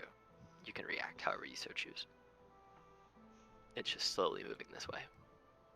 I am going to react. I have the knowledge I need, so my double is going to kind of have her arms go wide, like just throw her arms out and just start walking towards the creature. Okay. You walk towards it and it's going to take a swing at you. 2 times. Does a 15 or a 15 hit? My double poofs, and I'm back to myself. So you are back. All right. So you guys hear some very faint, but it's almost like a rock slide a little bit. And you hear some earth moving, and then it kind of stops after a quick second. Oh my god, the double doesn't disappear, it just lasts for the duration. Wow. It just kind of... The invisibility ends if I cast or get attacked, or no, the invisibility ends if I attack or cast a spell. Oh, so it's still there, huh? Yeah, the maul just goes right through. It just keeps attacking this double. Well, it's just going to keep attacking the double, and so you guys hear over and over just crush, crush, crush. Yep. So. Man, I'm glad I reread that. That's funny. Alright, well, seeing that happen, I'm just gonna be back in my double, and I'm just gonna be like, well, that's not what I expected, and I'm just gonna walk back into the hallway and see if it follows. Okay. As you walk back into the hallway, you see it gets to about there, and it does not cross that threshold. Interesting.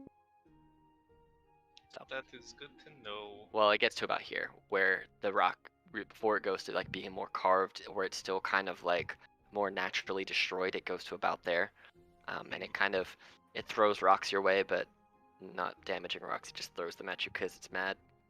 They pass right through. And they do, and eventually, once you get out of its hallway, it just steps back away. Anger rocks. So while you're going that way, the three of you. I'm just gonna keep exploring. Okay. You keep exploring. The three of you guys. What do you wish to be doing? Yeah. So do we know what's happening with Um, Alyssa? I guess not, probably. no, you don't know where Vallista currently is. All you heard was the sound of basically rock on rock and some growling faintly off in the distance. That could be one of the stones, I suppose. Should we try to find the creature that Simon found? What should we do?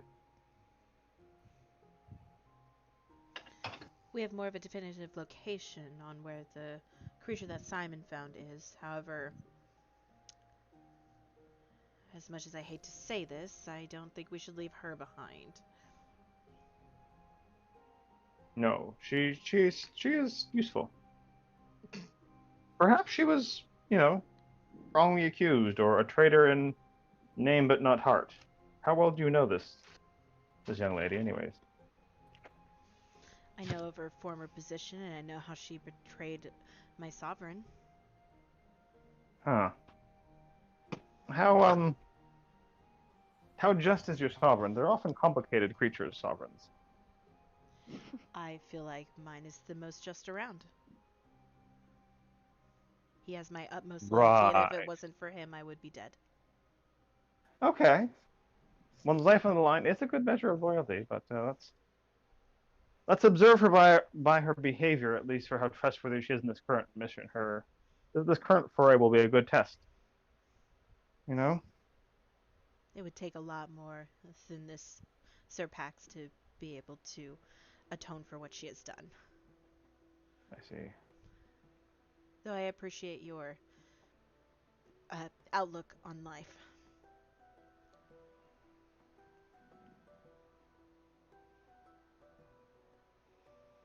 Well, I guess we should look for a stone then.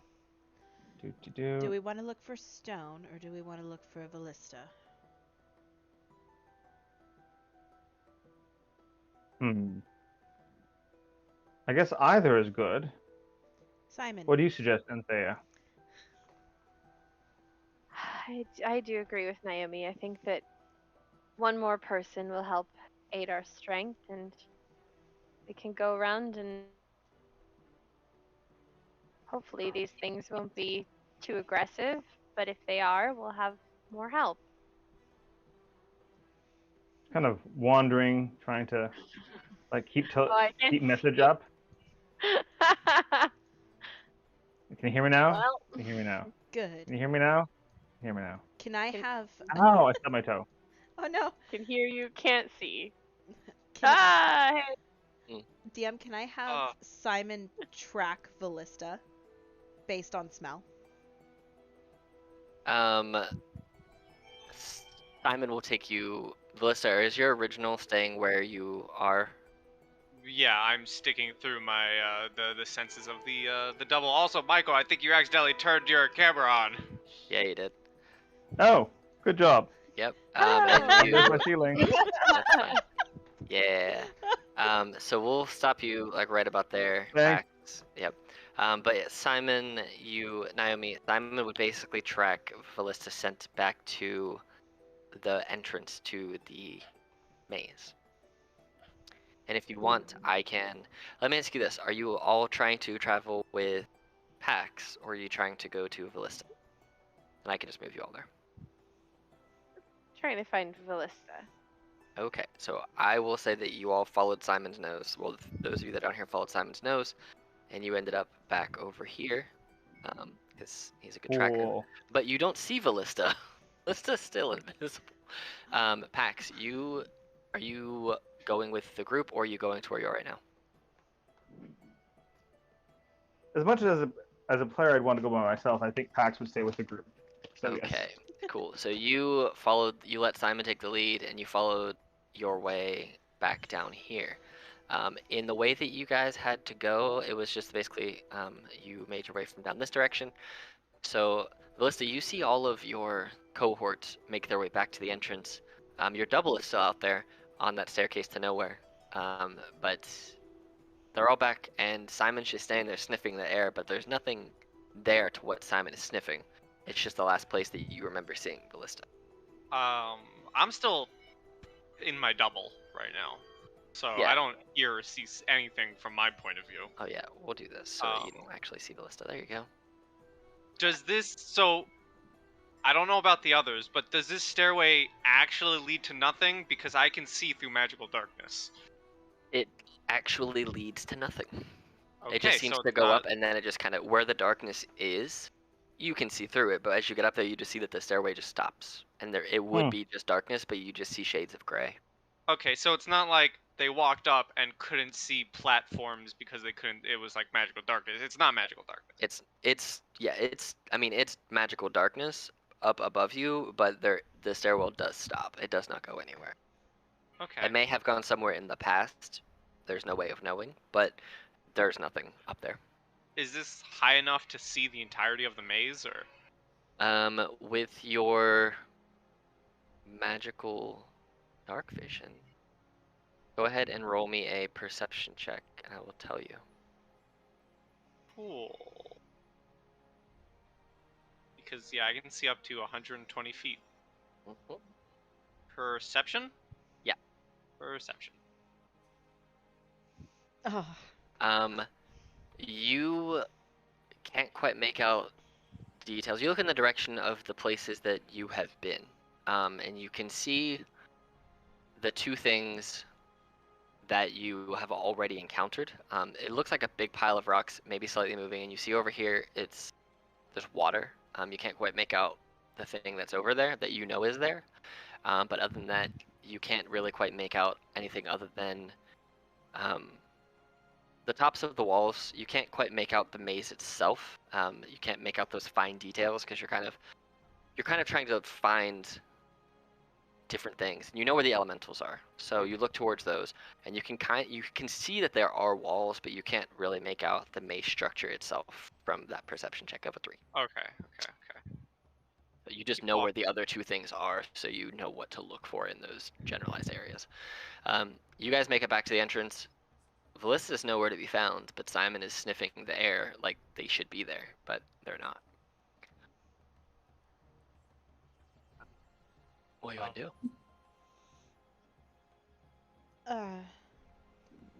Simon, she's not here. Yes, she is. I smell her. She smells. I smell her. She's here.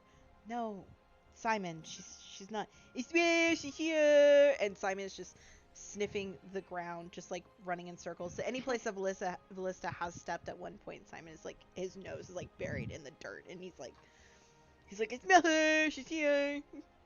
Simon starts to walk back out the entrance to the tunnel, and then the smell just disappears. It gets kind of lost in the dark woods, and then they come back to you like, Sorry. Is Simon saying that out loud or just in your head? Simon is you just think? in my head. Oh, okay. I'll just smile and nod and kind of observe this what I assume is a stack 5. Naomi will look at her companions and go, it seems like Ballista's here, but not. Does the double have a scent? The double is an illusion. Roll a perception at advantage with Simon to see if there's any type of scent. Okay. Ballista, roll me a stealth check with your double. Sure. Perception is wisdom. Can I do an arcana to see if I can detect the magic while we're trying to suss for her? Sure. See here. Wow, double 14. So I sense magic, we can just try and dispel it maybe. Okay. Nope. I'm like, So Simon's very magical. Good job, Simon. Right. So Simon starts to pick up on a very, very faint scent that kind of smells like Ballista, but a little different. It's almost like it's just a very faint aroma of Ballista, and it's starting to fade quickly based on the strength of the scent. Ballista, you see this creature made of air wielding a mace sees you and starts to float towards you angrily. You just missed its stealth. But it floats over here and just starts swinging at your illusion with it. That's fine. Don't mind me, buddy. You also see in this elemental's chest there is a glowing crystal-like stone. Number 2. It's just gonna keep chasing you down and trying swinging at your illusion. Do I notice anything else in the room, or is it just him? It's just him that you can see for right now. Okay. So, if you want Simon to track the scent of Ballista, he can do that. This one seems to be chasing you, Ballista. This one doesn't seem to be impeded by anything. It's kind of floating above the ground. It's chasing you. Nice. If you want do you want Simon to track Ballista's double? Yes. Okay, so Ballista, we'll have you stop right there. Okay. So basically, it gets to here, and I will move Simon to where, we'll say as Simon picked up the scent, Ballista, as you were just being seen, and just takes off charging, and the rest of you can follow. So I'll move Simon to where, right around the corner from where Ballista is. I'll move you because you would have went with them. Pax would have gone too, and then the two of you would have also gone. So you guys can hear, and can you see it? You can hear the swinging of a chain weapon, which, with your background, Naomi, you know this to be I believe it is a mace. It is a flail. You know this to be a flail, a weapon that is normally used in like tournament combat more so than field combat, just because it's more of a spectator kind of weapon more so than like an actual utility-based weapon, because they are not the easiest things to wield and to flick around and use with any type of ease unless you're like really proficient with them, and even then, like, you're spending decades to get good with this thing to use it as an extension of yourself. But you hear a flail being swung, and it smashes into walls, hits the ground, but you don't see what it is swinging at. What do you want to do?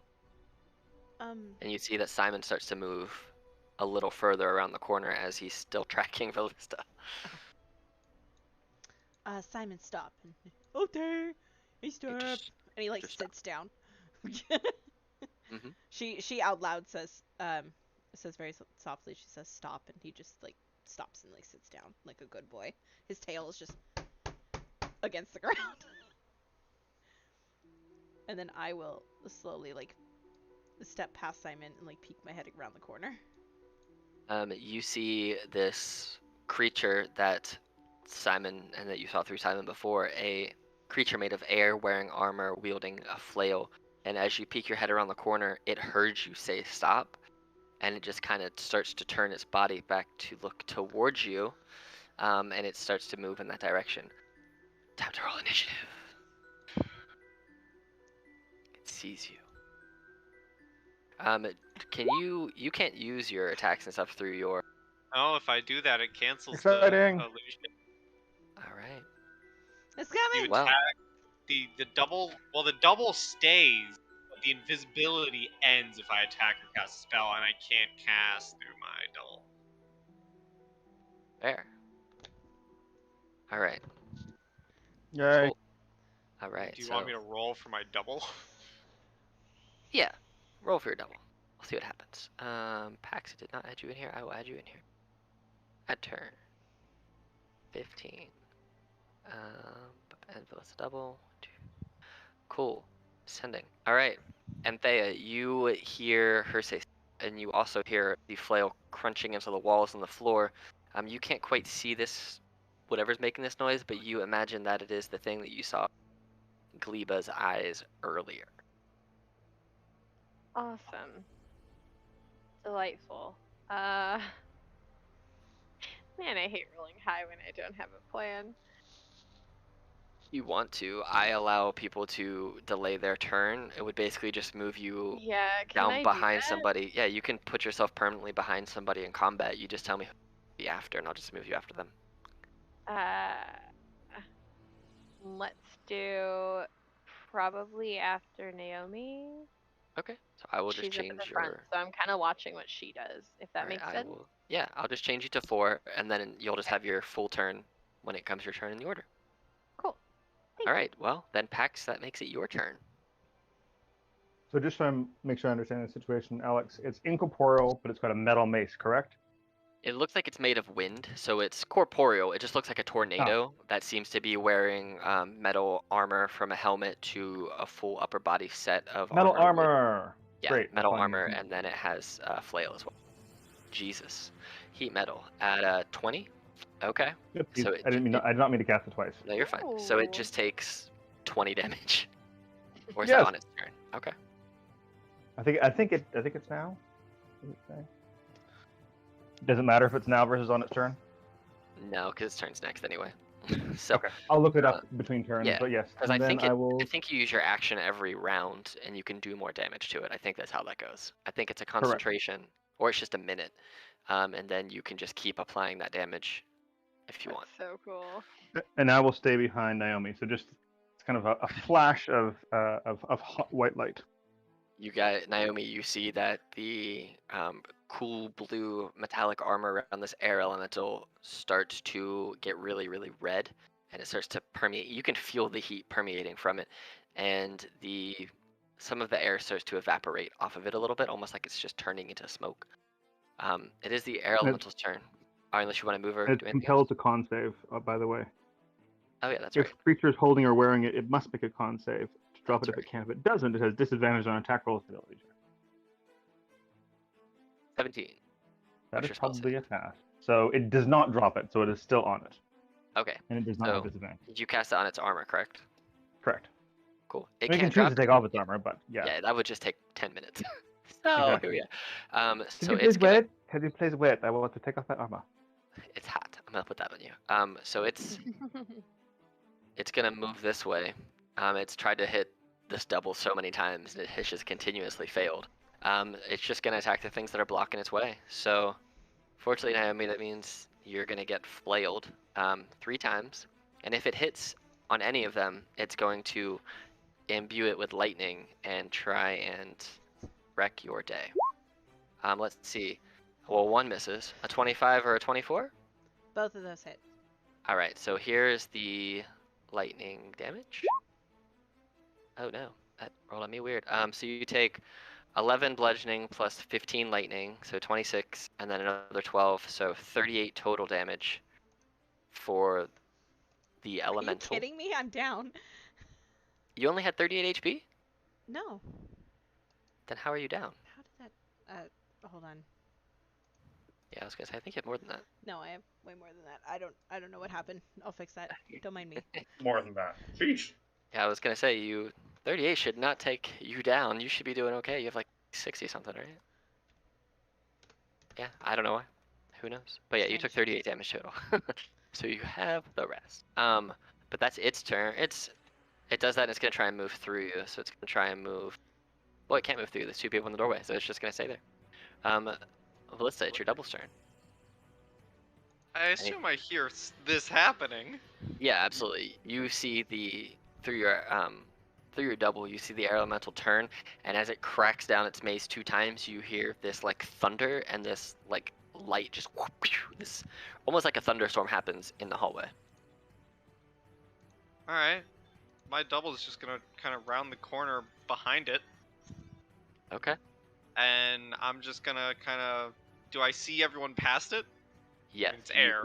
You can see. Yeah, you can see around it. It doesn't take up the whole hallway. You can see Naomi and Simon there, and you can kind of see Pax a little bit, but you don't see Anthea anywhere. Okay. My double is just going to kind of like lean up against the wall, arms crossed, and just say, "Well, this is unfortunate," and end her turn. Okay. Naomi, it is your turn. You just got thwacked by a flail a couple of times. I did. Does double count as flanking? Question mark. Do we do flanking? We do. Is your double a object or a Ooh. creature? My double also poses no threat to it. Okay, then no, it can't. If it can't pose threat, it cannot provide flanking, unfortunately. Okay. Because it's an illusion, and he's already figured that out. You are not a danger to me, madam. But yes, it is your turn. You do hear the sloshing of some water, Ballista, not far behind. So. But yes, what do you wish to do, Naomi?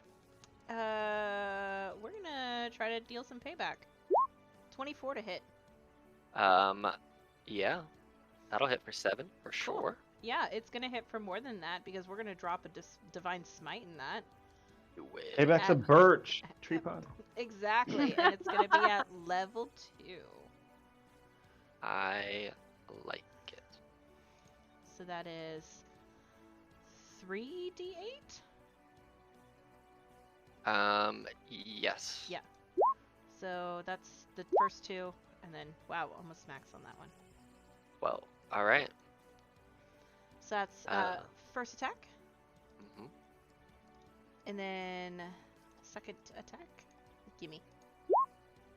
A That will 9. miss. That will miss. Alrighty, and then she spins her glaive around and brings up the back end to hit him with the polearm master attack.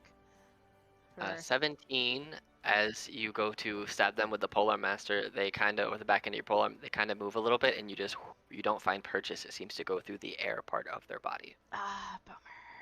Just misses with a 17. Whoosh. Okay. Whoosh. It is wearing like full metal armor, so you anticipate hitting it is gonna be tough. But when you do hit it, you'll probably be able to do a bunch. Awesome. So, and Thea, it is now your turn. Yay! All right. So I'm going to move over behind Pax and poke around Pax and see that Naomi is hurt. And so I would like to cast Healing Word. Okay.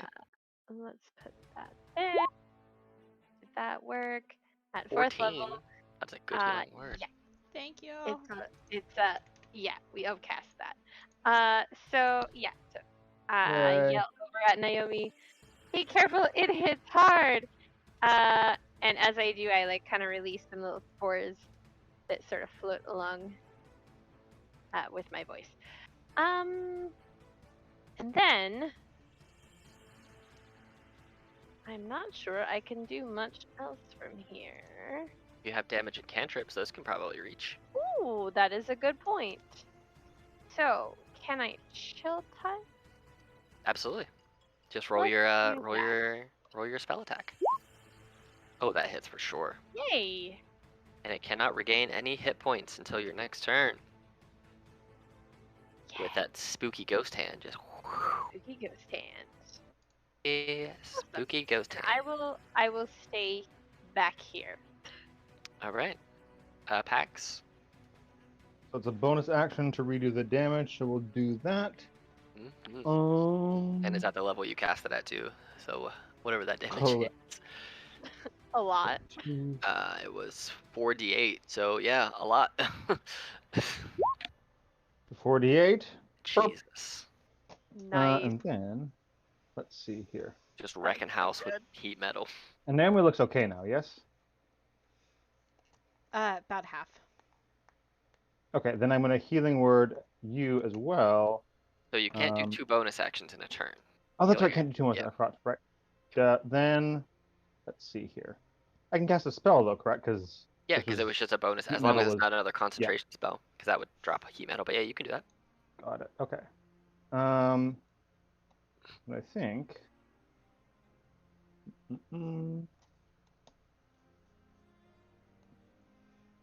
I think I will just cantrip him. I will try to viciously mock him and say,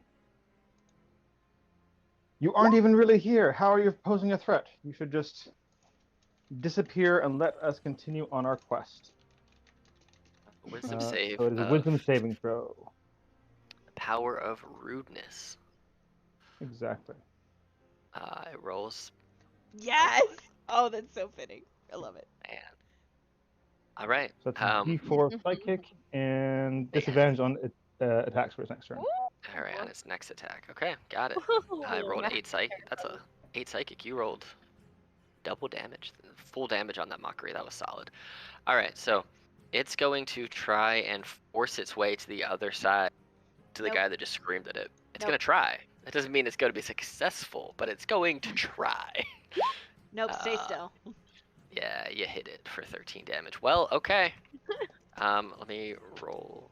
Can I this real drop a fast. smite in that hit? You can. Yeah. Yeah, I'm gonna drop a second level 2 divine smite into that hit. Okay. Paladins, man. Pretty good. 10 more damage. Sheesh. 17. So a total of 30. Sheesh. Okay. Well, it's not very happy with the fact that you just wrecked its day. Okay, well, it's just going to take 3 more flail attacks at you. The first one at disadvantage because of the vicious mockery. So here's the first one. 17. Miss. All right. Second one. Hit. Okay, and the third one. Miss. So you take 7 damage. It did not get its lightning business back. Got it. And it can't move anywhere, and it doesn't have any bonus actions. It's yelling in a language that you don't understand in like any form of primordial. Nope, the only one is our Miss Grumpy in the corner. Melissa, you hear in Orin, because all of the primordial languages are just sub-languages of themselves, of primordial. You hear Orin calling, you hear this air elemental calling for help, yelling out to their brother for assistance. And it is your turn, Ballista. Do I hear louder footsteps? You hear louder sloshing happening, yes.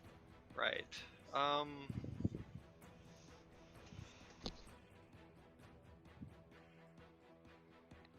I'm just gonna kind of stay in my double form, and because realistically, it'd take me ages to get to them. Well, you, like I said in the message, you can have put yourself wherever you wanted to explore while they were exploring too. You're at your original. So if you wanted to do that, you can put yourself somewhere. But yeah, okay. Naomi, it is also your turn. It is Now? my turn now. Uh-huh. 23. That hits. For Force 7. that. Dude, this thing is looking real bad. 18 for 13. How do you want to kill this air elemental myrmidon? I want to Yay! hit. I want to come up with my glaive and I want to hit it on the helmet and I want to sink the searing metal helmet deep into its body and push it all the way through. Okay. As you do that, you sink your glaive through it, and you feel your blade stop for a second in the middle of its chest and kind of bend around this unbreakable stone. And as you slice down through it, you see that the body falls and just kind of turns into nothing as it's made of air. And the armor kind of falls split in half into 2 major pieces. But the stone that was in its chest is about the size of an orange. And as you look at it, it is crystalline in nature, but it seems to be a diamond about the shape of one of the depressions in the ring that you saw in what you assume to be the middle of this map. So you now have Last. a diamond, a orange-sized diamond. And then you're starting to hear sloshing as well, like water sloshing. Do you want to do anything else with the body, or do you want to move somewhere? What are you gonna do? I'm gonna use my bonus action because you're such a nice and graceful god, and use lay on hands and get myself back up to max. You can do that. Do you want to move anywhere? What direction is the sloshing coming from? This way, ahead of you. Ahead of me? Yeah, I will walk past. And I will attempt to shoulder check the one who did nothing and then realize it's an illusion and just let out a really annoying sigh, a really annoyed sigh. Okay. And he said we'll this, say this direction, yeah.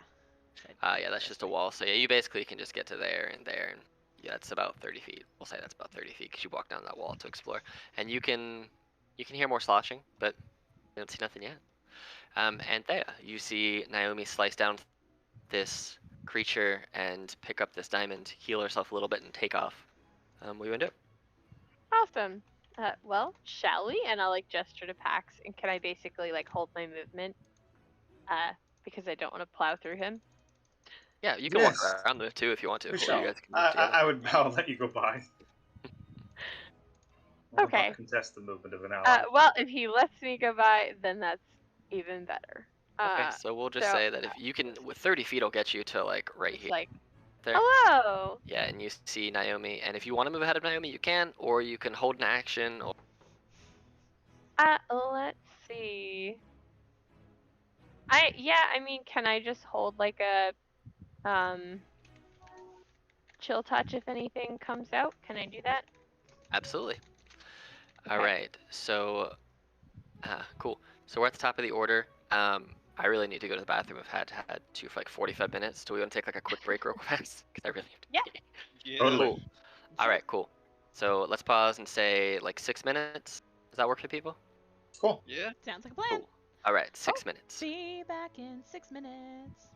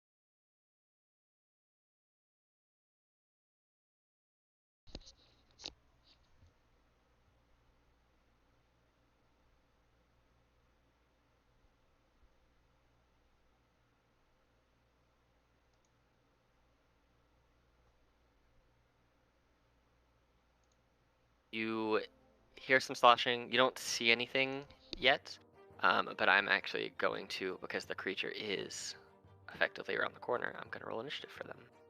Okay. Can I get a sense of where it is? Like, can I? Yeah, you can hear the sloshing Okay. coming from just ahead of Naomi a little bit. Okay. So, it will join combat next round. So, but you hear the water, so you can. You've only used like 10 feet of your movement, so you could run between these two if you wanted to, or onto the other side of Naomi. I'll It's up to step you. by just to see if I can see it. You cannot quite see it. You can hear the sloshing, and you can see some Like, it's steam over coming. here. Yeah, you know there's a past Naomi down here. You can see a break in the wall like a hallway. So you would imagine that it is like this way. So you can see that to Okay. be a hallway. So Can I? So I've got what? 2 squares left. yeah, you can get to the other side of Naomi. Okay. I think I'd like to get to the other side of Naomi and then Thunderwave once I see it. Blast it back. Okay. All right. So Like, you even though I'm see. not that close, so just kind of like general flail, 15-foot cube in its general vicinity. Okay. So you're just gonna do a 15-foot cube in a general vicinity from you. Yeah. Does it go just ahead of you, or is it surrounding you in all directions? I am on the side of a cube, basically. So not Okay. a vertex, but the middle of the side. Cool. So I'm just gonna do a 15-foot square this way. It'll go the whole way around you, but I will just so I can see where it's gonna land. Cool. So it's Cool. only gonna be in front of you to where it is. Okay. Cool. That's all I needed to see, so I knew where it was going. And you Thunderwave is thunder damage, correct? Yeah, and I'm going to do 3rd level. Let's mark that off on my spell. Blah, blah, blah. Blah, blah, blah, because we like to have more damage. Is it a dex save or con save? Let me check. It is a save. Checks PHB. Spider Climb, Swift Quiver. Don't ever use that, because no one ever has that damn spell. Thunderwave, it is. Con save. Okay. It is gonna do a con save of bam. It rolls a 22. That is probably a save on my 16, so it'll be half damage. Mm-hmm. It was 3rd level, it is 2d8, 4d8, and they're not pushed back. Okay. So roll me that damage. 15 halved, so 8. Cool. Yeah. All right. That is your action and your movement. Do you have any bonus action? No, I do not. Okay. That's it. I pass the turn. All right. Ballista, your double is just kind of hanging out. Do you want to? Can you speak through your double? Yep. All right. Do you want to say anything? Do anything? Just hang out.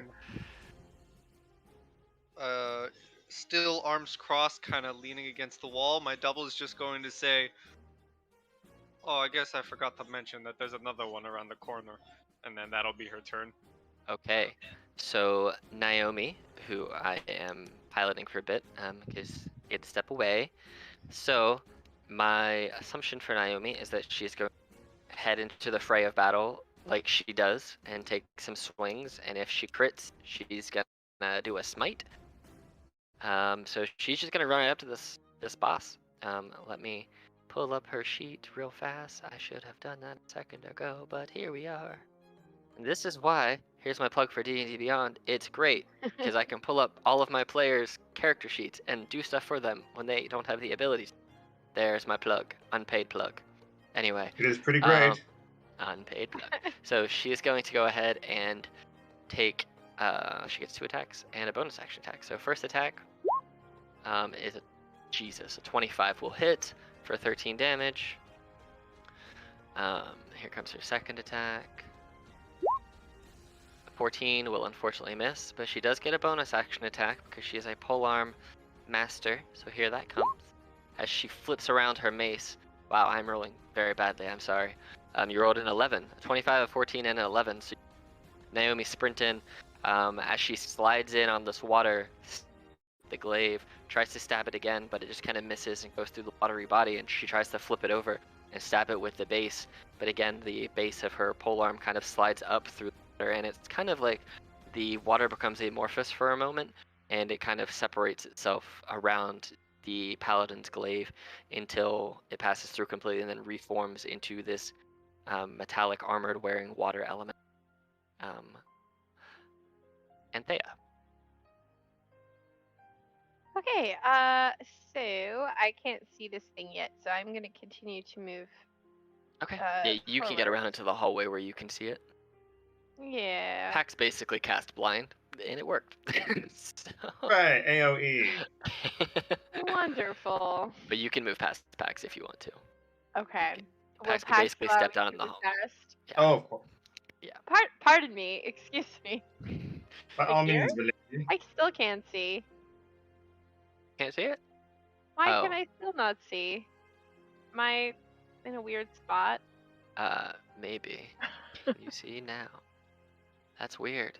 I'm gonna try Isn't that something odd? here. Can you see it now? No. Did I turn your dark vision off by accident? Do you have dark vision? I don't have dark vision. That's why, because you Okay. can only see where the Pax's light's light emitting won't from. reach. Oh, well, that So- makes sense. Well, I can't see the thing. I'm not gonna go quite that far. Okay. Seriously, the only one with dark vision? Yeah. What can I do about that problem? Let's see. You are the only one with the dark vision. Yeah. You can cast into it blind if you have anything that would do that. That's a great idea, says Pax.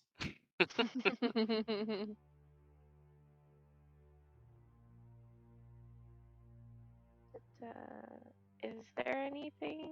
I don't know if there is. You know where it is based on the fact Roughly. that, yeah, based on the fact that you can hear it there, you saw Naomi, or you can imagine Naomi isn't just stopped there for no reason. You basically ran into the back of Naomi, and you know that Naomi is typically at the front lines, so you can imagine that it's within 10 feet of her reach. So. Lovely. Okay. Well, I don't want to get in her way here. Oh man, I've Fair put enough. myself in a silly spot. Can I hear sloshing. Correct. Can I conceivably try to destroy water in that area?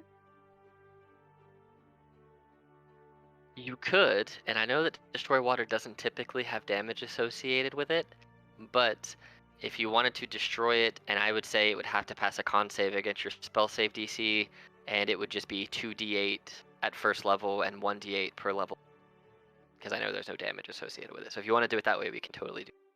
Let's try that if you will allow it. Yeah, absolutely. What level do you wish to cast it at?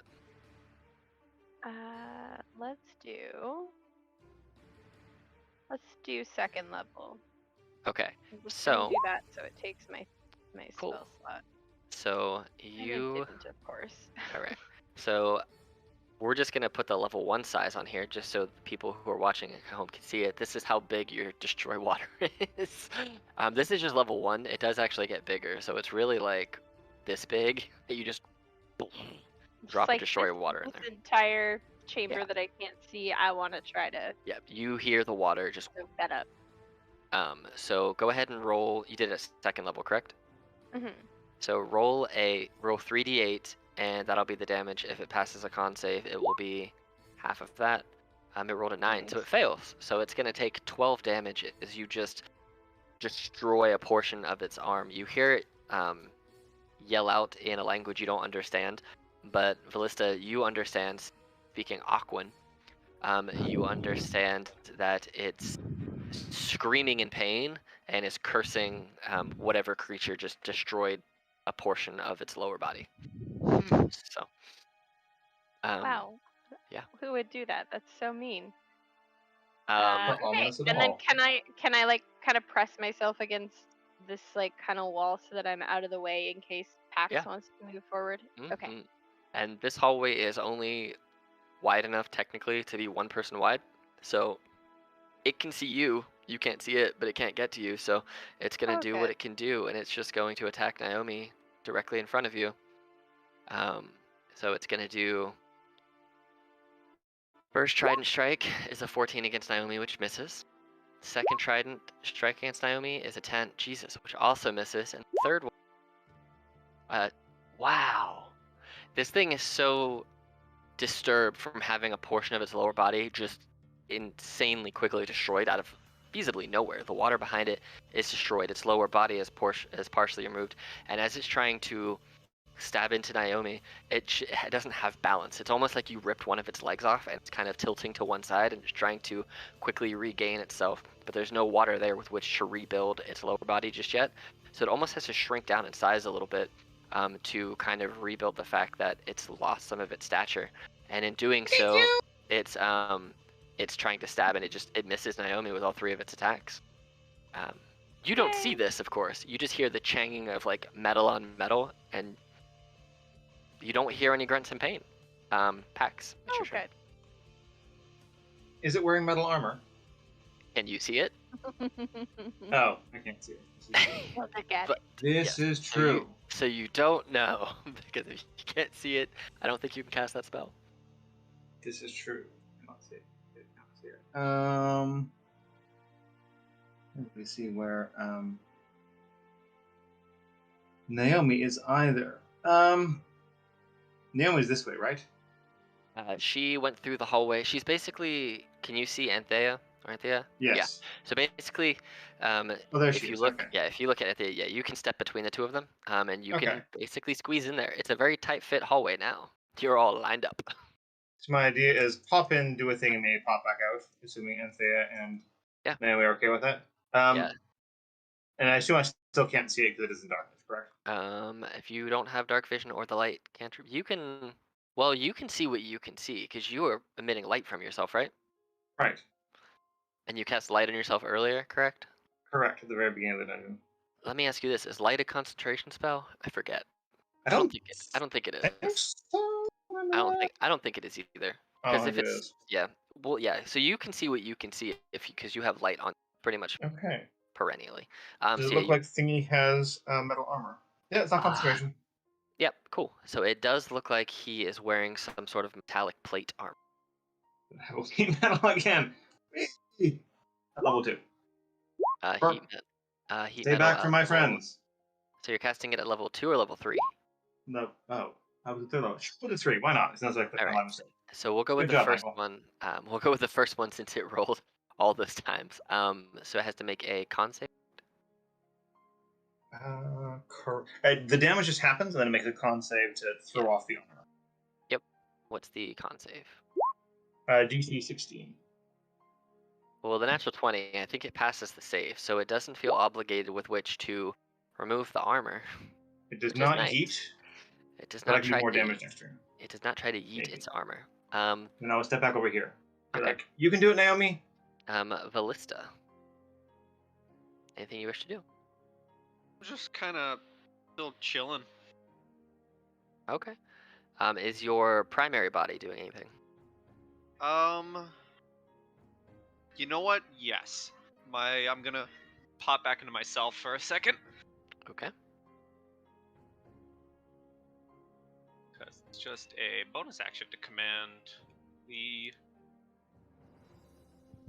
bubble. Okay.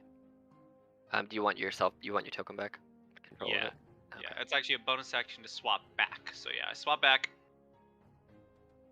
And I am going to...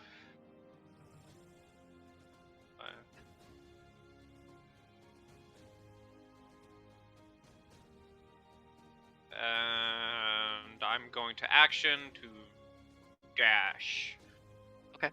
Yeah, if you know where you want to go, you're between your double. You've basically explored all the outside parts of the map, or the middle. So if there's a specific place you want to head to, I can move in that right direction. Can you put me as far as I can get with 30 more feet towards the rock elemental? You're about there. And you Thank know you. from your exploration with your double that you would just stay on the path that you're on right now, and you would just follow it until you take the next right. Not this way, but keep going.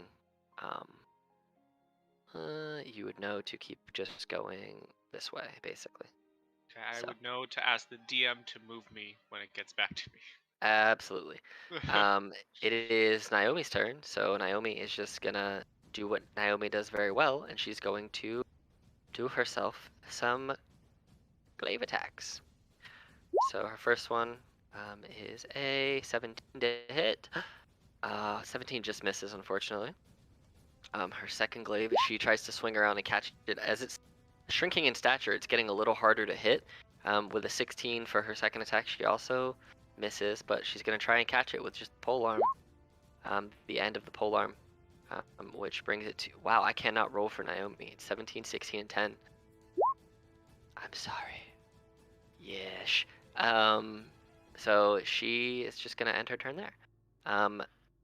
Anthea, you hear Naomi swinging, clanging off of metal. I would say that you can...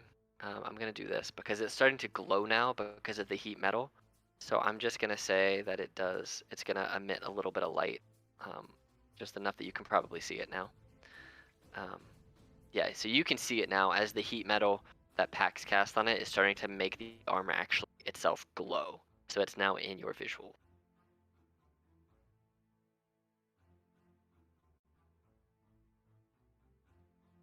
Sorry, I was muted, wasn't I? Mm-hmm. A little bit. Thank you, Pax.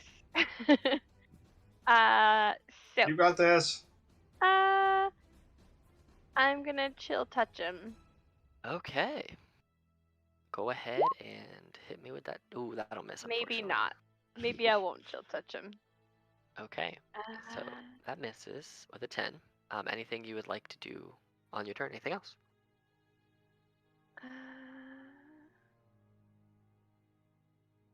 No, I think I'm just gonna chill.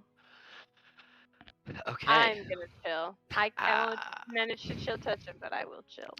So I reread Heat Metal to see the side effects of it, Pax, and it's as long as it doesn't drop the item, it has disadvantage on all attacks until it Ooh. drops the item. So basically, this elemental's attacks are all at disadvantage because it cannot drop Because its it did armor. not yeet. So it's actually good if you fail to save on heat metal, because then you have yeeted for free. Basically. Like if you fail, like if he would have failed the save, he would have been obligated to try and take off his armor, but since he passed it, he just has disadvantage on all of his attacks, which is Ow. almost better. So I would take disadvantage on all attacks rather than someone just take off their armor. But he's going to try and attack Naomi at disadvantage. So the first one is a 16, which I believe misses. She's at a 17, I think. 19. Wow, my math's way off that. So here's your second one at disadvantage. Damn, all of these attacks would have hit if not for this disadvantage. Third attack, that one would have missed either way. So basically, you just saved Naomi taking 20, 39, probably like 39 plus 4d8 gold damage. Whoa. So, you know, whatever that damage would have been, she doesn't have to take now. Because this thing is still glowing in pain. Pax, it is your turn. You hear the clanging of metal. You start to see a little bit of glow coming from around the corner that you just step back around, and you know that your heat metal is in full effect. I am getting a phone call. I'll be back in 2. Can I go after Ballista? Yeah. So Velissa will be next. Cool. So do you want to use your whole turn, Velissa, to try and move closer to the Earth Elemental, or what are you gonna do? Essentially, yes. All right. Let me just see how far this is. Boop. We'll say you can get. Boop, boop, boop. We'll say you get to like here. It's a little further than 60 feet, but you know, actually, we'll say you're here. Okay. All right. Pax, I think, is still on the phone, so we'll just go to Naomi, and then if it happens to come to Pax, Pax can just take 2 turns in a row, because I'm cool with that. So we'll just go to Naomi in the order now, and Naomi is just gonna try and do some damage. Guardian Glaive attack 1. Nope, an 11 again. I cannot roll. This is also why I don't play paladins. Hey, a 17. Oh, that misses. Bonus action, polearm master attack. Oh my god. Wow. Naomi, I'm making you look a fool. Exactly what I wanted. If you really felt bad, you would just re-roll it. I don't feel that bad. Yeah, exactly. She has all kinds of spells. I didn't even look at her spell list. Psh, that's fine. Alright. Pax, are you back? Alright. Anthea, we'll just go to you. Gonna And then we keep will trying to be chill. Be keep trying to chill. chill, and it failed. Okay, so you missed on your turn. Did you want to move anywhere or do anything? Sheesh. I feel like I should get out of Pax's way and let Pax Okay. You can sneak past have Pax my if you want. spot. Okay, So cool. I will be like, okay, I'm just gonna. I'll let you try. It doesn't like to chill. Okay, so Pax, we'll go to your Yep, turn that that's we the just burn. passed over, and then I'll go to the water elemental, and then it'll be your turn again. So it is your turn.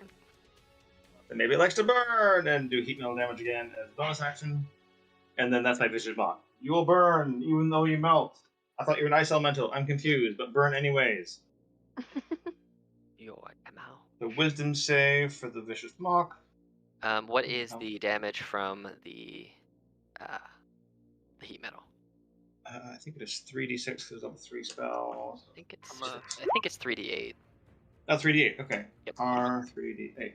Come in with a little joke here. He was a ice elemental, and that's why he's burning and melting. That's funny. And then the That's wisdom very save for them, they rolled an 8, so they're Hello. gonna fail that too. So yeah, so you can roll your vicious mockery damage. See what they do. 2d4. So 6 psychic, and he has more disadvantage. All the disadvantage. Super disadvantage. Finger guns. Good. Right. Cool. Well, the only thing it can get to is Naomi, so it's just gonna For keep trying to Naomi. attack at disadvantage. That's an 18, which misses. Wow. Man, you really took my thing just out of here. Alex. It's fine. A 19 hits. Oh no! And he's gonna use. You see, well, Naomi would see as he goes to stab her with his trident. As it sinks in to her side, it kind of just this ice just forms and explodes around the wound, and she will take an additional 21 ice damage. So there's a total of 38 damage to Naomi in that one hit. Oh. So that's a big hit on Yeah, Naomi. Pax, it is your turn again, and you did see, as you kind of peer your head around the corner, you do see ice kind of forming around this trident wound that is in the side of Naomi. Oh, okay.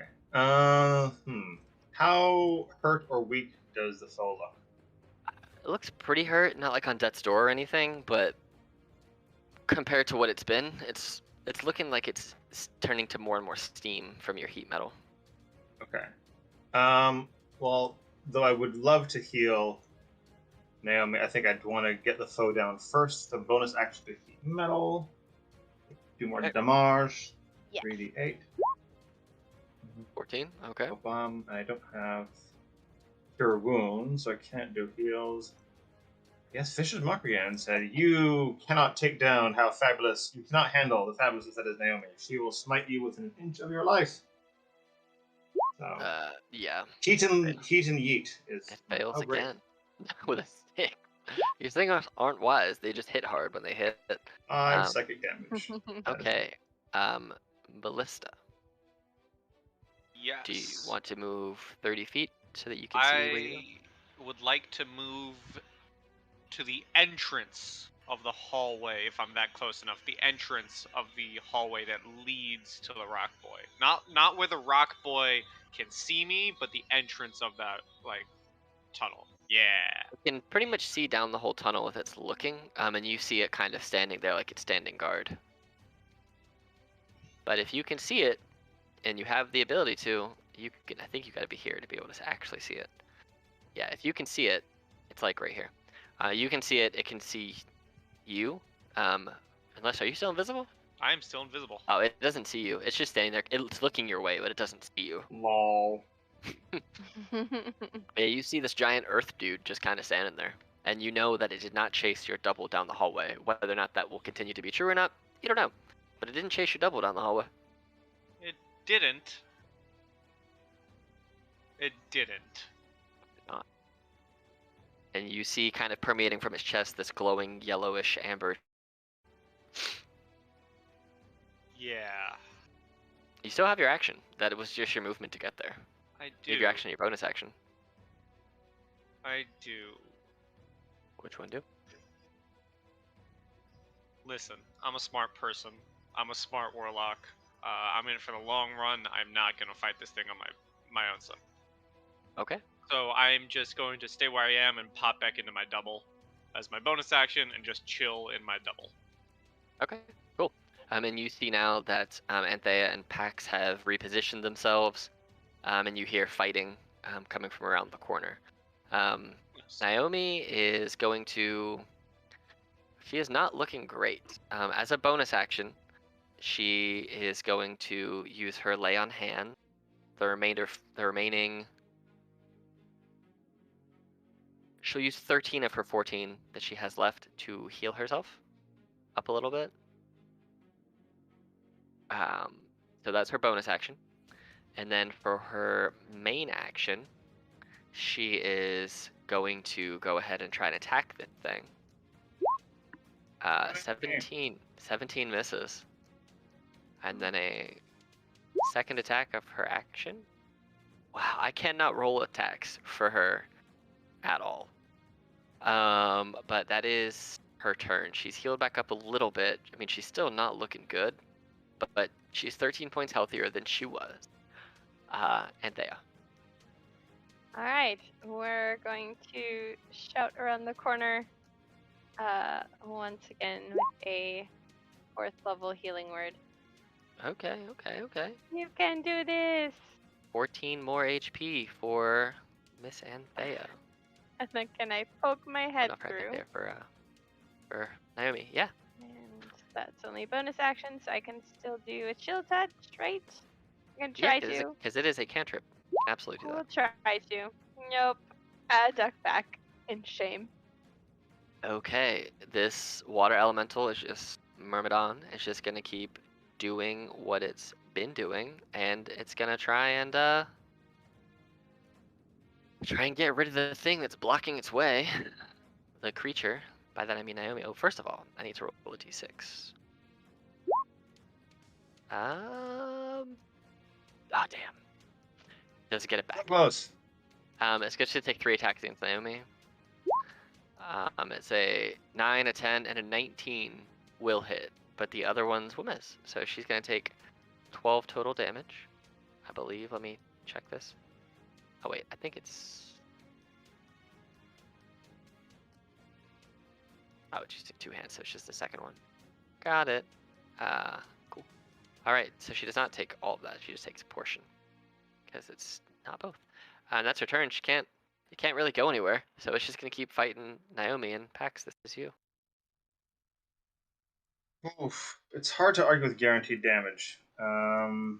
Yeah, do it. Yep. Hop on the corner and say, the searing rage of my righteous fury will mean that you can no longer hurt my friend. You should stop hurting my friend. So we'll do the bonus action repeat on the heat metal. So let me roll 3d8 on that. And might as well do a vicious mockery as well. With Okay. those awesome words. I am such good at that time. 18, and it's probably, let me roll a wisdom save first to see if you even have to roll the damage. Yeah, go for it, because it cannot pass wisdom saves, apparently. Man, you in heat metal. Burp. Oof. 5. Okay, it's looking real bad. Ballista, I'm chilling. you just hanging out? This is riveting gameplay on my end, I know. Okay. Well, it's riveting gameplay on my end too, because I can't seem to hit with Naomi. So, here comes the first 2 attacks. A 22 to hit for 10.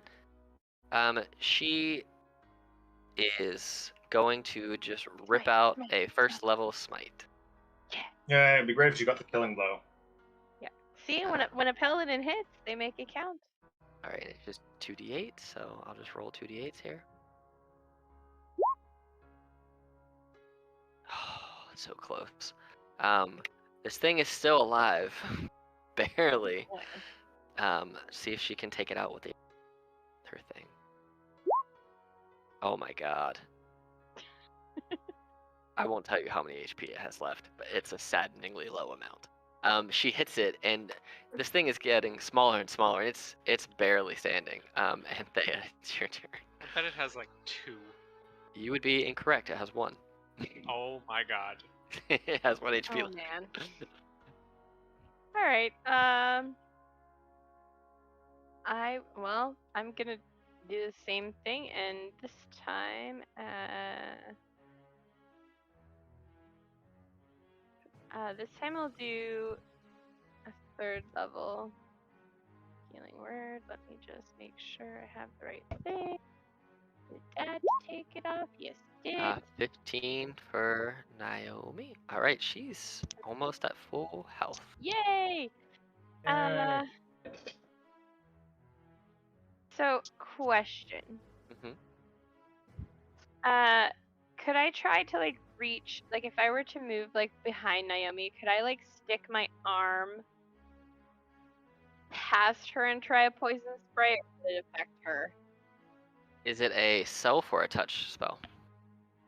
It's a 10-foot thing, but you have to like extend your hand toward it. I don't want to hit Naomi with it, is the thing. So like, You know what? I'll say you have good enough control over your poisons and your spores that you can basically put your hand on either one of her shoulders and then cross them in front of her face and cast poison spray out of your hands if you want to do it okay, that way. perfect. Yes, Okay. that's perfect. I'll try And that. It's got to make a save. Yeah, it's a con save, I think. Yes, DC 16. Do you do? Oh, 1 finally. damage. As you reach your hands around Naomi after telling her she can do it and healing herself up, you unleash this poison spray, and you see the water itself almost becomes like this toxic sludge, as this water elemental just kind of becomes thick and gooey and dissolves. And you see laying on the ground glowing is blue, um, this blue jewel. It's like pulsating blue, and it's the size, again, about the size of an orange. And it's just sitting on the ground. And as you go to pick it up, now that you have a second to look around this air elemental and this water elemental that you guys have dispatched over here, you see that there are 2 other items that had fallen out of the armor of these creatures.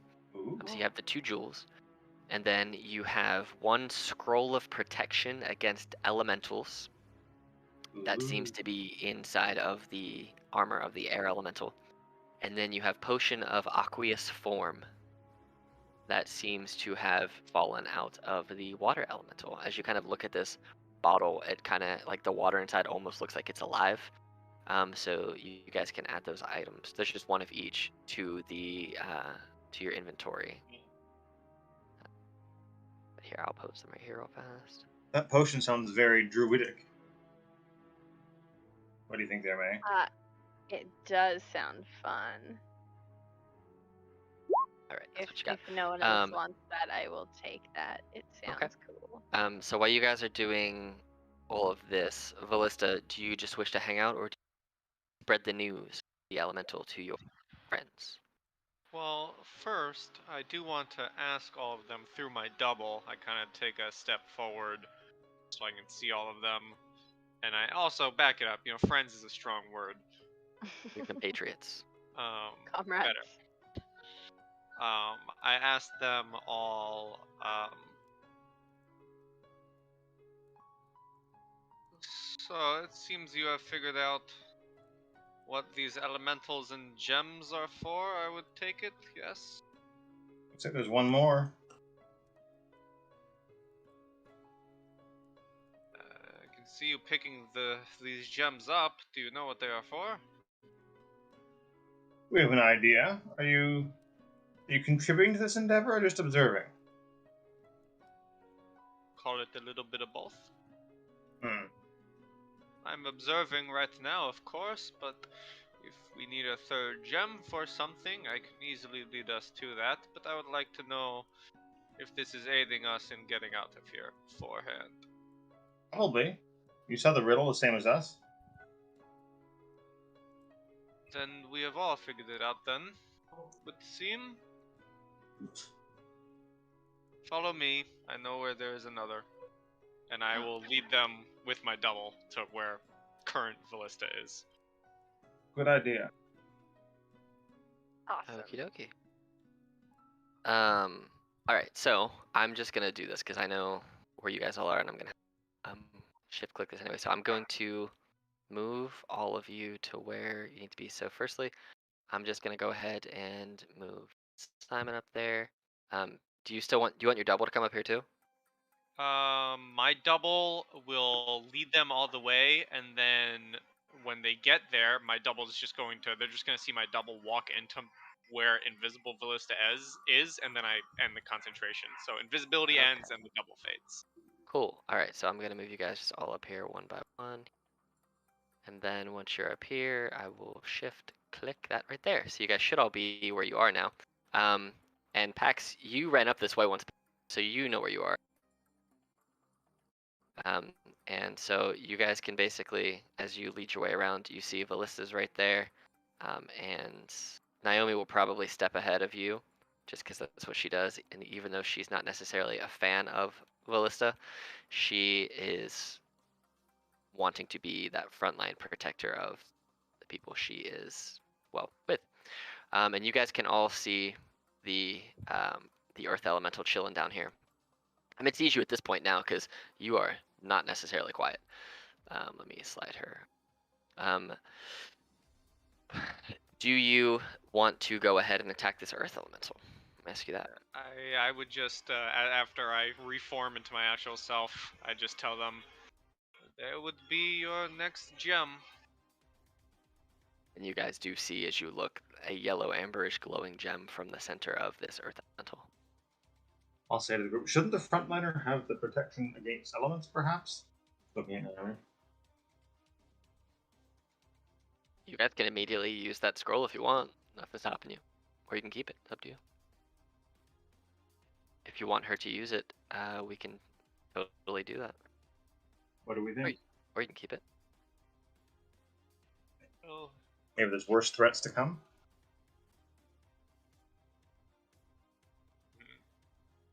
She kind of, Naomi looks over to you and just kind of says to hold on to it for now, and that you guys have kept her fine until now, and there's only one more that you seem to have found, so you can probably save it for worse times or for those who need it more than her heavily armored self.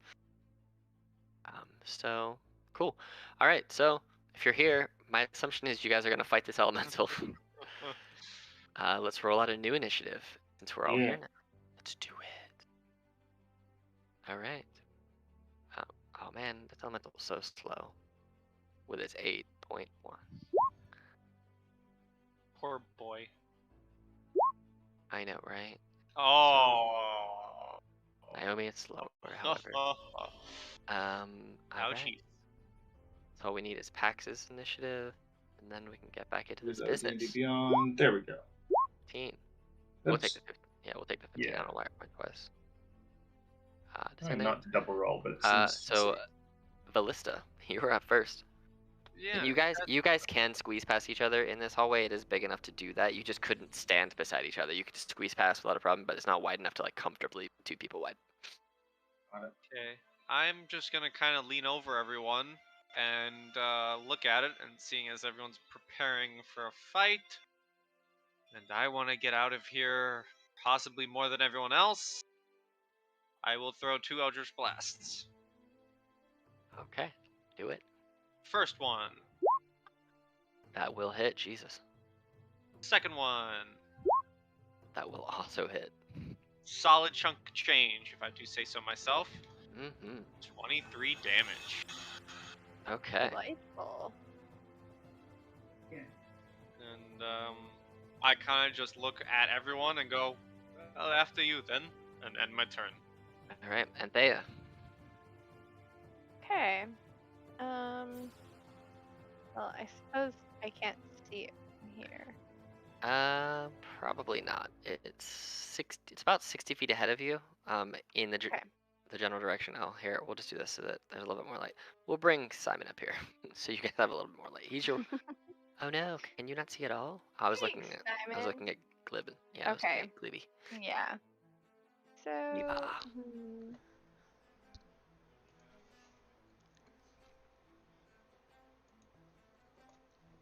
That kind of ruins the plan a Well, little. you saw that the two force blasts did make connection with something.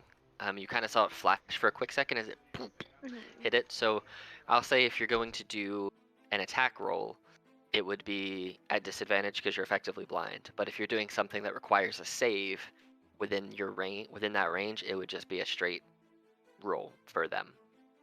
So No, I thought it was closer, so that kind of threw me off. So sorry, if I were to, like, could I try to chill touch in that spot since I saw yeah, a flash you saw there? where So since it's an attack roll, that it would be you'd roll at disadvantage. That's all. Okay, let's do that. And then how do I? Ooh, Control and yeah. click it. Yeah, control and click will be disadvantage for you. Nope, Oh, maybe. poison spray. Well, Oh, not that it's one. a con save. That's why. Oh, are you doing poison spray? Oh, I 'Cause that's took only the a wrong 10-foot one. range. No, Yeah, okay. I'm I sorry. was like, don't do that. You'll hit your friends. That's Well, why. your party members. Fliss is Oh now raining man, down in poison. I'm sorry. There we go. 11. 11 I'm misses, missing on unfortunately. Okay, I will just hang back here. Okay. Pax.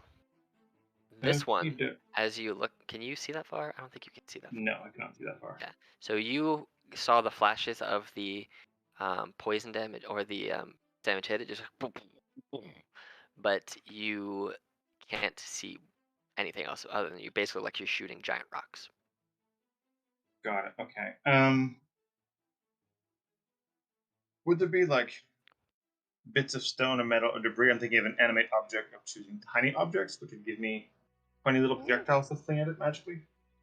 Cool. Yeah, you can do that. If it's out of your range, just anything would be at disadvantage for attack. But yeah, there's plenty of like broken stone and stuff in this maze. Let's do that. How many objects are you animating? I think if it's tiny, I can do. I'm just reading here. La la la. 10. 10. Okay.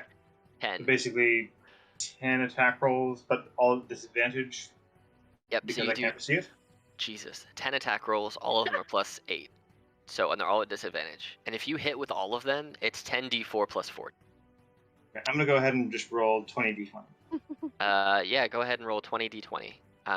So we'll just do them 2 by 2. So the first one will miss, the second one will miss, the third one will miss, the fourth one will hit, the 1, 2, 3, 4. The fifth one will miss, the sixth one will miss, the seventh one will hit, the eighth one will miss, the ninth one will miss, and the 10th one will hit. So you hit 3 times. So 3d4 plus 12. Jesus. And what kind of damage is it? I think it's determined by the nature of the object. Okay. So it's just bludgeoning? I think so, yeah. Okay, cool. So 21 bludgeoning damage, and those things are considered magic.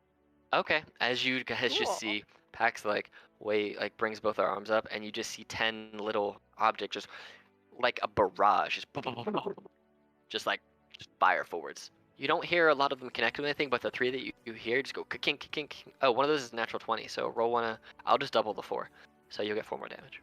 Okay. So many d20s in there. It is this earth elemental's turn. How far away is it? Oh no, it's like 38 feet. What is it can do here? Okay, so it is being in its favorite terrain of rock. It can kind of slide a little bit faster, so it can get to right here. It can get to Simon. And Simon's in its way of getting to you, Naomi. It's gonna attack Simon first. Maul attack against Simon. Is an 18 hit Simon? Oh, Sentinel. So he yes. basically is stuck where he is. He cannot move any closer because he's basically 10 feet away from you. So good. For 8 damage, and since it's his first hit, it's going to try and do its thunder strike damage and hit it with this much more thunder damage. 19 more. So it's going to take 27 damage from the earth elemental. The earth elemental will take 7 slashing damage itself. How is would- Simon looking? Would it be smart enough to recognize that the thing fell before it used its skill? No, it's just if it hits the first time it hits, it just part of its thing. Okay, because Simon has 5 HP. Yeah, and basically all that damage is in one hit, so it's not like two separate things. It's like as it goes, if it connects, it just adds in this thunderous strike. So you just saved the next person that 19 damage because he has to roll to get it back. But yeah, so Simon just obliterated into the Fae. Yeah. Simon disappears, And which also means that your light is gone. You can see, but the people who were depending on Simon for light can't. in Naomi's head, she hears "Owie, brr," and he's gone. And it can't move the rest of its 5 feet of movement to get to you, so it's kind of stuck there. Just looking real mad. Naomi, you just saw this earth elemental like basically rock slide towards you and just swipe Simon out of existence. I know, so rude. Did my sentinel hit him? It did. He stopped. Okay, cool. He was gonna move 5 more feet to you and hit you, but he can't because he got stopped. Okay, perfect. Yeah. Naomi's gonna blink and like shake her head, and like let her eyes focus again, and then she's gonna take her 2 attacks at the guy. 19. You look at that, you're already doing better than me. Yeah, you hit. Okay. Second attack is a 15. That will not. Okay. And then where's Polar Master? There it is. Bap. 21 does hit. I don't know why that. It's because I rolled the it's- attack of opportunity one. That's why. Yeah, So this that's will be fine. Yeah. damage. 4 damage. Pap. Sounds good. Pop, pop, pop, pop. Yeah, you already hit more in one round than I hit with you. I know. I was listening. I was like, oh, poor Alex. It's fine. I couldn't hit with my own things either, so you know, whatever. Yeah, that's fair. Ballista. Double Eldritch Blaze. Okay. 20 does hit. 16 does not. So 6. 6 points of blast damage. Blasto blast. All right. Anything else on your turn? No. All right, Anthea. Well, I can see it a bit because I think Pax is giving off light still, right? Correct. Yeah, I still have light cast on me. Perfect. So, can I now try to chill touch without disadvantage? Can it just Yeah. be normal? You can. Yep. You can Okay. straight see. That absolutely does hit. Hey! So. Awesome. And then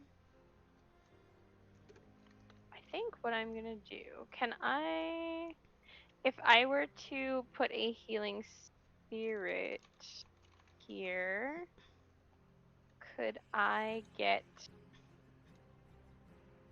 it fit in this hallway? Like people can move in and out of it without an issue? Yeah, we can just say it's Gleba. It's And sweet, Gleba can just be your healing spirit. What Perfect. is the? How much does Gleba give off? What's the? I will just put that in there and then it will tell me. Okay. Oh no, that gave the healing. Oh, That's maybe not what I not. want. That's not what I want. Does that do it? Oh, you gotta Nope, click that the doesn't show do in VTT button. Display. There There you we go. go. 60 Sorry. foot range, so it's basically a 5-foot circle around you. Yeah. So 5 if I could foot. That's 5 send foot cube. Gleba up, All right, so there's what Gleba can emit. So you can basically put that wherever you want in the next 60 feet. okay, beautiful. So I will just pop Gleba here. Okay, cool. And then you can basically you get to choose whether they take the healing because you can cause it to. So Gleba, the healing little frog just appears. And Pax, it is your turn. You still have concentration on your animate object spell. Yes, so I'm going to bonus action again, but first I think I'll do regular action. I guess my light is still on, so not much point. See, this is what I mean. When you guys all summon all, like, you can just wreck shop. Like 10 attacks Yeah. just because. Just bam. Here you go. Anyway. Yeah, it's going to be say hello to my little friends and bonus action have the Yep. 20 attack him again. Uh-huh. Advantage or disadvantage? It's just regular because you can see them, right? Yeah. Yeah, it's just all regular attacks. They were just out of your range before you couldn't see. One, So two, it's a three, +8 to all these hits. So Correct. let me see. 1, 2, 3, 4, 5. You only had to roll 10. You didn't have to roll 20. Oh, So we'll okay. just ignore the second 10. So 1, Yes. 2, 3, 4, 5 of them will hit. So it's 5d4 plus 20. Jesus. And then That's a- I'll say, Oh, ha, goodness. see? Not As so a tough are bonus you, made of stone, action. but still fall. Jesus. You pebbles. Dude, And that'll be vicious mockery. creation bards are just busted. Alright, anyway. Wisdom save. Yes. He fails. Okay, so that is another 2d4. Man, I'm gonna have to make these Psychic fights robot. harder. So as you say to this earth elemental what you just said to them, you see that they kind of look at you for a second, and all of this like living, almost fleshy stone kind of turns to gravel and just collapses into a pile of dusty, gravelly rock in front of you. And in the middle of this pile of gravel in front of you, you see there is that glowing amber yellow stone. And inside of that, there is another potion. Looking at it from your arcane kind of knowledge that you have, you know that it's one that will assist you in some other athletic kind of maneuvers. And this is a potion of climbing. Ooh. Cool. So, I'll pocket that. That'll be handy with leaping. Climbing and leaping. yep. So basically, you Yes. guys have found a total of a potion of climbing, a potion of aqueous form, a scroll of protection against elementals, and each of the elemental stones. I don't think any of you need healing at this point. I think you're all at full health. Cascleba. I've used lots of spells, but yeah, no, Yeah, no so damage yet. Gleba does what Gleba does. Just hangs out and heals anybody. All right, cool. So we'll Yeah. say that if anyone did need healing, Gleeba's basically going to be able to heal them, because Gleeba is the goodest of Frogos or Toads. Yay! And then we'll do this. Oh, there you go. You get 4. So Gleeba heals you up. Yay! Yay! So Good you Gleba. guys have found all of the gems. So I'm just going to move all of you to the middle because you at this point all know where it is and how to get there. So Now I'll have to piece in about 5. Just that's fine. Yeah, we're almost done.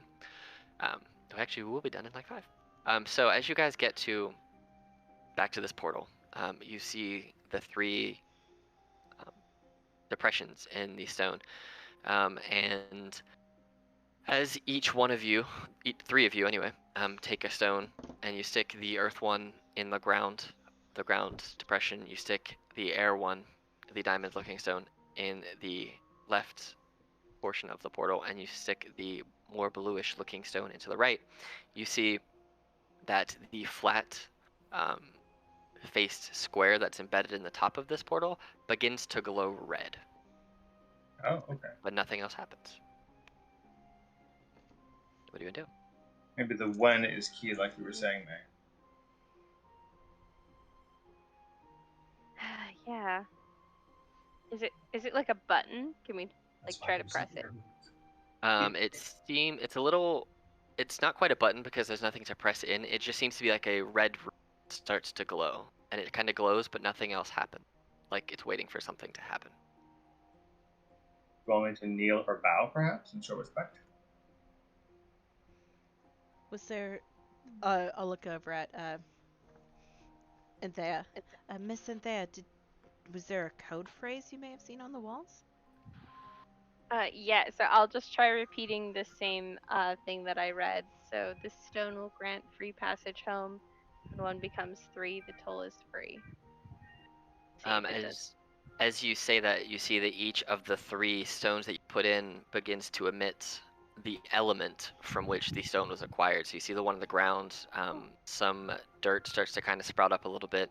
You see from the left diamond color, it kind of begins to blow a slight breeze, and from the right, it begins to blow some water in the elements. The 3 of them start mixing in the middle, like something going to happen. Seems to be waiting completion of the elemental quadrat.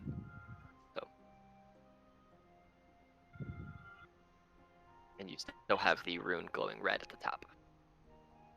So it looks like it needs something else in order to Mhm. work fully. Mhm. Okay. Well,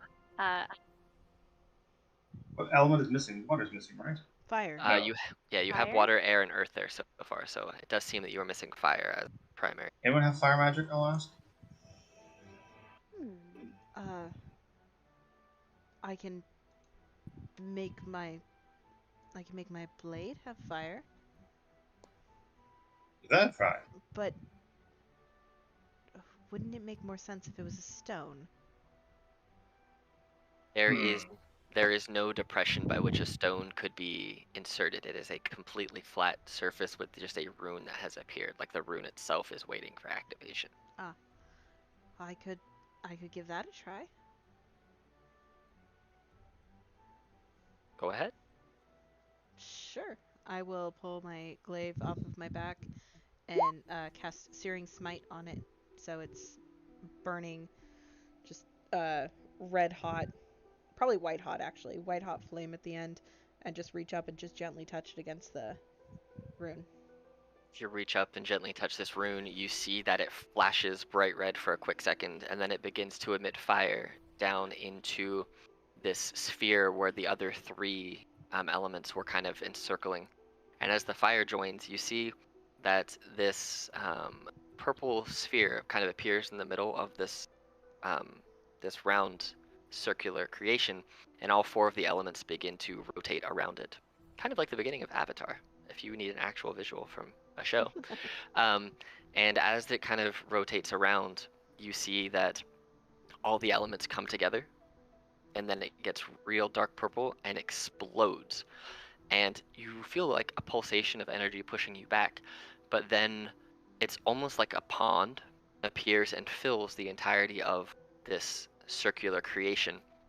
And you see images very quickly flash across. Um, you see humans moving in, or humanoids moving into this forested area. You see these trees being burned. You see the saplings Okay. very quickly growing up and fighting these creatures and these humanoids that invaded their space. And you see this like miniature war almost happen. And you go from seeing this very lively, bright green, flourishing jungle forested area become this dark black, foggy, um, necrotic, death-ridden area that you've passed through and where you are right now. And you get the feeling that this was almost a altar of sorts for the young animated tree folk to learn the heritage before this of their people, and to kind of gain that wisdom of the forest and that knowledge, and to um, evolve into that higher being of a fully Cool. imagined animated tree. And as you do this, as you're looking at this more, you see that a message kind of appears for a quick second on the portal, and it's in common. And this is what it says: "Step through and board the morning rail." And as that appears and then disappears equally as quickly as it did appear, you see kind of in the backgrounds mechanical creations that have been imbued with magic that have come alive. You see um, very humanistic looking beings. You see humanoid creatures that look like they're made of different metallic materials and both inorganic and organic materials that are working. They're doing jobs, they're performing feats of strength and magic themselves. And you almost see like a quick flash of mechanical magic being born, created, and spread through whatever is on the other side of this portal. And then it just goes back to being a sheer purple kind of warbling portal. What do you do? Gotta step through, right?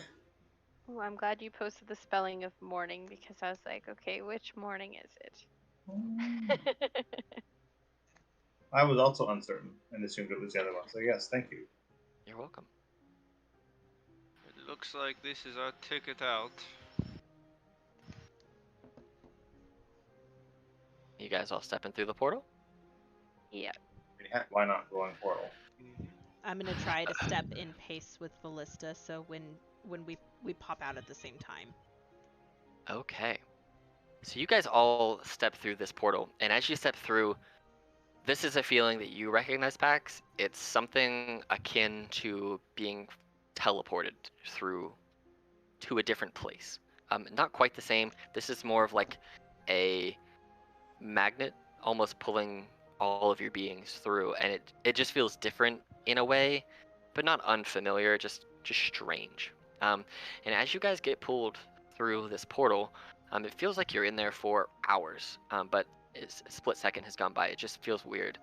And you find yourself in this weird, like, creation, this building, which has different mechanical things happening. You see that there are 3 unicorn head statue coming through this like stained glass metal wall and window.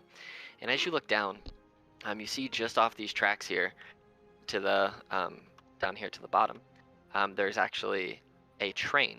And this train itself looks very corrupt, if you could have a train that is corrupt. You see that it looks like there is this green-black necrotic energy coming from it. It almost looks like it's made of bone and metal kind of together at once, and it's instead of releasing like the normal train whistle sound, which you've heard before, you, Naomi, especially from being in the kingdom, where you know there are royal artificers who make such mechanical transports, and you guys have all seen airships, so this isn't necessarily unfamiliar to you.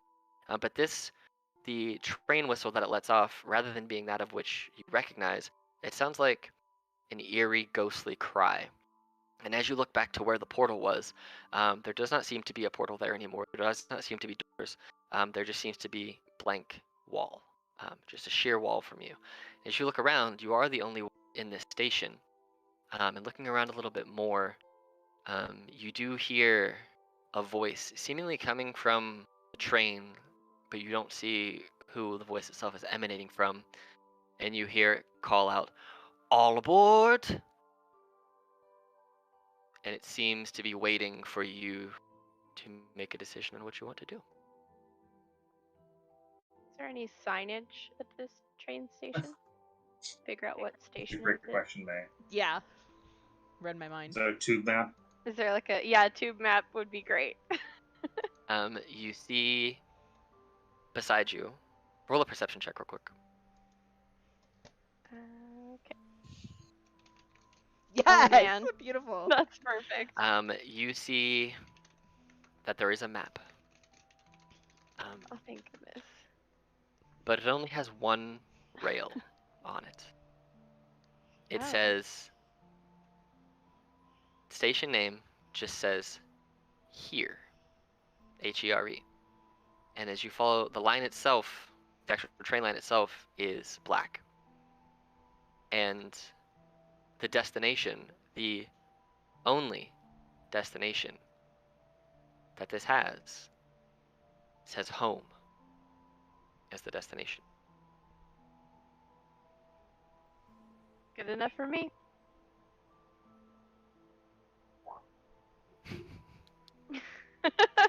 You hear once again who you assume to be the conductor call out, "All aboard," and the wails and ghostly screams from the train emit themselves once more. All right, time to go home. Let's get on the train.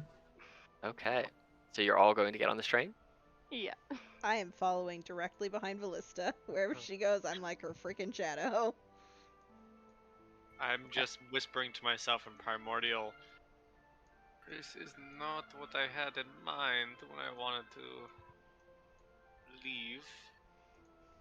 Okay, so you guys all make your way to the train, the only open door on the train, and as you step in, we will pick up next time. Yay. Yay! Dun dun dun!